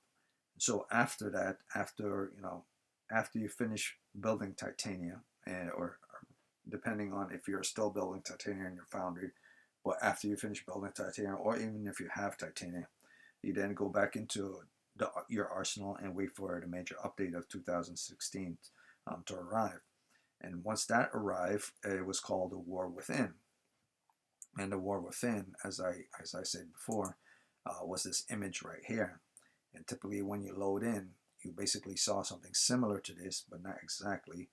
And once you load in for this update, which is 2016, you saw the Grineer Queens finally shown. You have the Master Queen, you have the Worm Queen, and they were finally revealed within the cinematic. You didn't have to access your codex to see the cinematic. They were present there from the very beginning. So once you load in and load up the game, restart your game and load into the game and log in, the first thing that popped up was the cinematic. And then after that is done, Ordis starts to speak to you. You have a little conversation with Ordis. And if you're still controlling Inaros or Titania, you're then told to go out to your last reservoir on the moon, where you originally had your reservoir, where you came out your reservoir from a second drain, and that the Dax was sent by, or should I say Teshin was sent, same thing, Teshin was sent by the Queens to investigate where the Warframe originally came out. So once you went back to the location, you saw Teshin there looking at the reservoir and looking at your pod that you came out from, and you're realizing something is not right with him. And by going back into your ship and you seeing your quest log, it says that the Queens have showed themselves, and they know of the Tenno's awakening and how they themselves have come out of the shadows, because they were always hiding in the shadows. They came out of the shadows specifically because the Tenno woke up. So if the Tenno never woke up, they would have never came out of the shadows. So it's very important that this is something that must be mentioned, that because for whatever reason, the Tenno is an essential part of the Queen's existence, or whatever power they have is essential for the Queens to survive or to regain power into, building back their empire. Or it could be the case that if the sleeper has awakened, you need to rally your forces in order to make sure the sleeper goes back to sleep. So I believe that was when I first played the game, that was what was happening. The only reason why the Queens came out of hiding was because the Tenno woke up and they were starting to become a huge threat. Now, they were always a threat controlling the Warframes, but they never actually physically were discovered, and they physically woke up. So once the Queens got whiff that Tennos were waking up, this became a problem for them. So either they wanted the secrets or they wanted to permanently put them away. And that's when they actually finally showed up within Update 19 of the War Within. So the first showdown happened between you and Teshin under the control of the Queens. You eventually beat Teshin, and during that process, I guess the Queens had like the Guardians, the Kuva Guardians, watching over them. So they were there at the whole time, or at least they were in the background. So you defeat Teshin, and then after a while, after defeating Teshin, you manage to try to intercept the Queen. But unfortunately, before you're able to intercept the Queen, or during the process of you intercepting the Queen, they use some type of psychic force, probably associated with continuity of the Kuva, their control over the Kuva, to bore into your head, like psychic force to force onto the mind of the operator. And by doing this, by forcing their mind onto the operator, at least the Master Queen right here did. She's able to force the Tenno into this type of world that they see within their head, or maybe not a world that they see inside their head. They're able to force the Tenno away from the Warframe itself, and by knocking the Tenno away from the Warframe, the Tenno must now, get back, get back off the floor, you know, tie up their boots and get back on that horse. And so what happened is, from the process of them waking back up, the Tenno is now being attacked by Jordas inside of the ship, because the Tenno wasn't actually there with Teshin, it was just a Warframe. So once the Tenno woke up, the Tenno was being attacked by Jordas in the ship. Probably some type of psychic malfunction happened within the ship during this process. So Jordas attacked the Tenno inside of the ship. So the Tenno is now forced to navigate onto a snowy mountain in order to escape from Jordas, as well as escape from whatever is happening to the Tenno, headaches and stuff. So by going onto this mountaintop, the Tenno lands on the mountain, escape out of the ship, and runs through the snow towards a cave. And why they did that? Obviously because Jordas is trying to kill them. So they managed to escape into a cave, or should I say, the Tennos managed to escape into a cave. And when escaping into this cave, the Tenno comes across a strange creature. And this is yet another creature that's alien to this world. And it's something new that's introduced within the War Within. It wasn't there before in any other updates of the past, or closed beta or open beta, or it was never there. Or at least if it was there, it was never mentioned to be there. And it's called the Golden Maw. And the Golden Maw is kind of like a subterranean, like a, not a mini boss, kind of like a very powerful enemy that rolls around underground, kind of like the giant worm in Resident Evil or something like that. And the Golden Maw, if it catches you, game over. So by getting past and defeating the Golden Maw, or at least getting past it anyway, let me see here what I have. Yeah, by getting past the Golden Maw, the operator can finally defeat it. The operator has to remember his powers in order to defeat it, or at least remember the powers in order to get past it. Clearing the threat of the Golden Maw and what the Golden Maw represents, and this is how the Golden Maw looks. The battle is then complete with the Golden Maw, because now the Tenno remembers the powers, all the powers, and remembers what type of ability it used to have.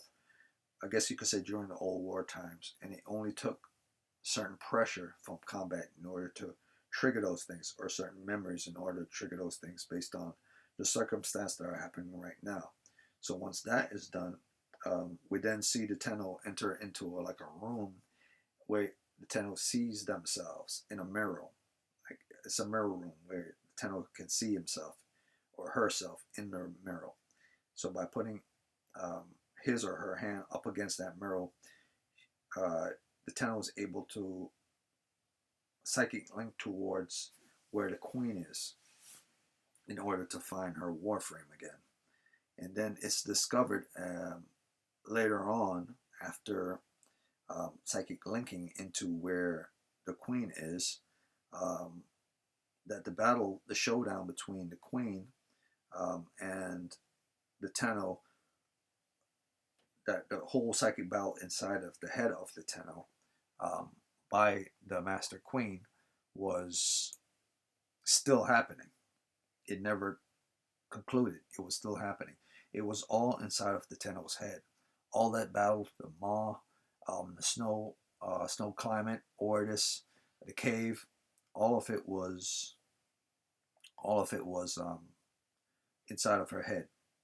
And so, with that said, she was finally, or she or he or whatever the Tenno type, were finally able to get control of themselves again and remain in there. So defeat the Master Queen here by breaking the link and once the link was broken, um, the Warframe was able to return back into the somatic, or wake up within the somatic chamber, look around after getting up out of it, and see that um, it never fell. It never fell off.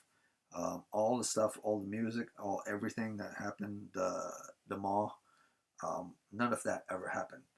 And knowing this, um, the Warframe realizing having the powers, it no longer, or should I say, the Tenno realizing having the powers, it no longer depended, the Warframe no longer, or the Tenno no longer depended on the somatic device in order to amplify energy. Transference was something it was finally able to do by itself, and amplifying the transference energy was something it was able to do by itself without the use of a machine from now on. So all the powers of the Tenno was finally revealed, and the amplified energy that the Tenno had using the somatic device was simply a device used to channel that energy. But the Warframe, or should I say the Tenno, never needed that device in order to operate any Tenno. All the Tenno needed was to meditate or to concentrate on how to transfer that energy. And transference was first introduced in the War Within. It was never introduced within the second dream. Even though you could operate your Warframe in the second dream using the device, you were never able to transfer into your Warframe physically around your surroundings in battle until the existence of the War Within, because everything was done from the device prior to the War Within. But after the War Within, the Tenno was finally able to leave the device and not depend on it in order to operate the Warframe. And by doing this, the Tenno showed up towards where the Queen was and used such void blast energy by herself, by himself, depending on the type of Tenno you're using, and blast off the paths holding attached red clasp the Witch Queen or Master Queen, however you want to say it. And by destroying those devices, those lash devices or clasp, those red clasps, once those things were done, the operator simply had to dash into the Master Queen or Witch Queen in order to stop her. And once that was stopped and her powers were stopped of using continuity or whatever by stopping her powers, the final finishing move could either be done by the Tenno or by Teshin, but I believe it was only authorized for Teshin to complete the final execution move. So he basically, finished her off in the end, and that was the end of one of the queens of the Grineer Empire. Of course, the Worm Queen still existed, and she was allowed to get away from them, or maybe she just ran off. But eventually, she called upon a Grineer army to come into the chamber in order to kill the Tenno. After finding out that the other queen was dead. So the Lotus beckons you to exit before it turns into, Teshin and the Warframe dying and Tenno dying in the process. And so they extracted. But that's not the end of the story of the War Within. So even after defeating the Kuva Guardians who were guarding the Witch Queen before fighting the Witch Queen at the end, because you have to defeat them before fighting her. After defeating them and then fighting her, and Void dashing through her and then Teshin finishing her off, the story did not end there. You then see back on the ship, the Tenno then goes back to the original point of origin in her head, where she learned of her powers, or his powers, and on this mountaintop. And the Tenno discovered that this was an actual real place, that the mountain that they saw in their head, and the caves that they went through, and the powers that they were gaining through these caves and on that mountain, and fighting those enemies going through that cave and learning the Void Dash and Transference and Void Blast and how to harness the power were all things that they learned at a certain point in their past on this mountain. So this wasn't like a random mountain that was selected. This was a place of training in the past that the Tenno happened to link itself to. And this was a place that I believe the Dax taught the Tennos how to train. At least the Dax says he had taught the Tenno how to fight. And I believe this was during the time of the Old War, or at least this was during the time period of one aspect of the Old War before the concluding ending, which means the Dax himself is probably more than 1,000 years old. How he managed to survive this long without being in hibernation, I do not know. But I believe it might have something to do with his knowledge of continuity, as well as his use of Kuva, and probably the use of different augmentations of his body. Is the reason he's managed to survive for 1,000 years without going to sleep like the Tenno. Or maybe he does. Maybe when he goes to sleep, he goes into a chamber and every day he wakes up, revitalized. Or there's certain type of medicines that make him stay alive for 1,000 years. But he's been alive for a very long time. If he's actually trained the Tenno and they remember their training, because the Tennos have all been asleep for more than 1,000 years, or about 1,000 years. So that's that for the War Within, and that's that for this video. So I try to make it as detailed as I can. I try to state as many things as I can. I try to include as many stories as I can from the past updates, dealing from the very first update 1 all the way to update 19. So that's a lot of updates. I wanted to do 20, but I believe 19 was the stopping point, because after the War Within, Warframe started to slowly decrease and die down over time until the reveal of the Plains of Ilon. So everything in Warframe moving from forward, I guess you could say Chains of Harrow or anything else, were okay, but they weren't game changers. They weren't game changers like the War Within, or even more game changers. Well, War Within wasn't really a game changer, but they weren't game changers like Update 7, and they weren't game changers like Update 7. I mean, not Update 7, Update 11, and they weren't game changers like Update 14, and they weren't game changers like Update 16 and 17. Because Update 16 was the Nata story, which added a lot, and there was a lot of survival missions and a lot of interception missions and a lot of including things and a lot of new type of weaponry and a lot of different way to do stuff. And damage 2.0 over the last I would say over the last 17 updates, there have been a lot. So before the second dream even popped up, there was a lot of game-changing things that made Warframe to where it is. But the major game changer was Update 18. A lot of people said, well, it wasn't really a game changer until Update 20 when you're introduced to an operator. But Damage 2.0 was a very extremely big deal, because it teaches you how to even learn how to fight enemies on a more complicated and easier fashions, like if you were having difficulties, as well as the inclusion of operations, a different type of operation, gate crash, cryo front. They never had operations tactical alerts in the game before, prior to the open beta.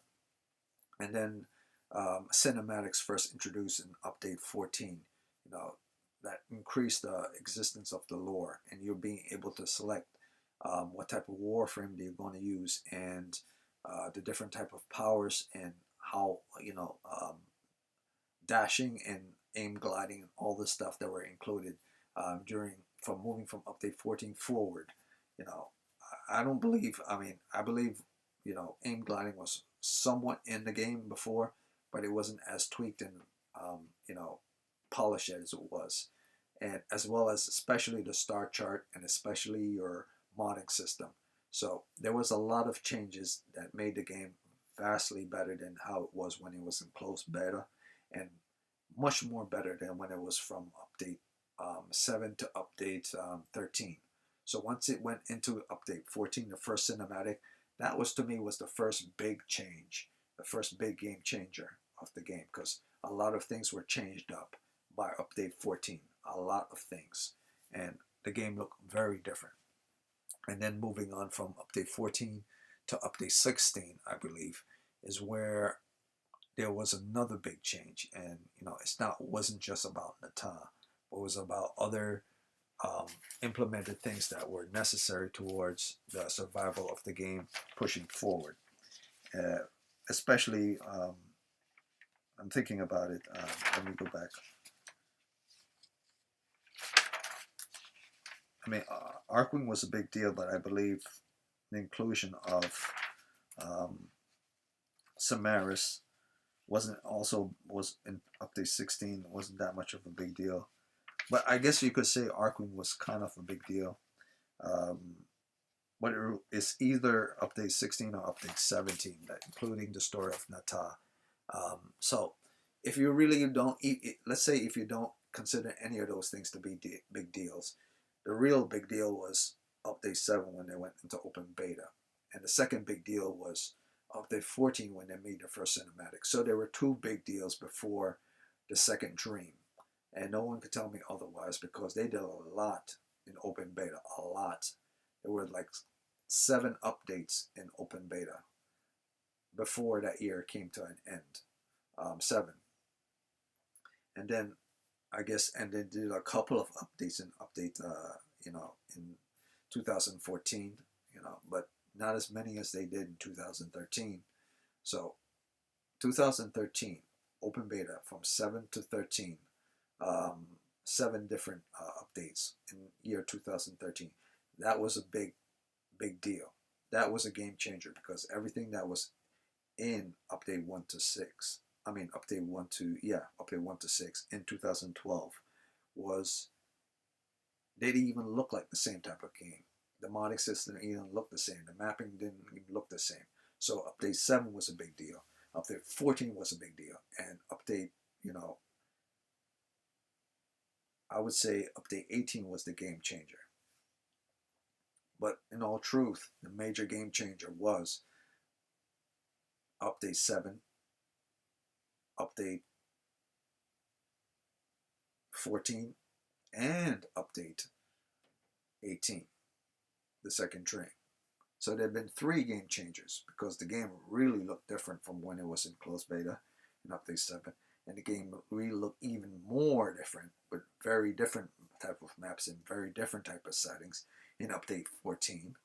And then the inclusion of the operator just changed the shift of how you would do combat differently than how it was before, by adding another combat system on top of that combat, which is another type of game changer. So you could say the addition of additional game, a +2 to the game changer was added in update 18. But the major game changer fell into that of update 7 and update 14, especially when it comes to, damage 2.0, and especially when it comes to the cinematics and different characters, as well as um, the new upgrade system and the new type of dark sector missions, and the ability to to format and swap polarity and all that stuff. That stuff didn't exist in closed beta. So there's many things that Warframe has. But so I'm going on for too long, and that's it. That's it for this game. But that's it for this video. But yeah, that's all I could say with regards to Warframe. If you want to pick which is your favorite update, I would say my favorite update was when the game first came out, and that was update 7. But if I really was to pick something based on more current and say, well, that's kind of cheating, that's obvious, that's when people were in the prime, I was like, okay, well, if I don't get to pick update 7 all the way to update 13, which fell all the way in 2013, Then I'm going to pick the next one, which was the second dream, which was update 18. So those are my two big ones. And as much as I love the new war, I still believe the two big ones, two biggies, were when the game first went open beta and when the game first introduced the second dream. And then my third one will probably be update 14 when the Vor price came out and you had the ability to switch and change and select what Warframe you want to play the game on. And the first introduction to the lore of the game was update 14. So yeah, that's it for this video. And I'm peacing off, and I'm going to upload this to YouTube right now. And I guess next week I'll chop this into sections on a timeline, or at least tomorrow I'm going to try to chop this into section on a timeline.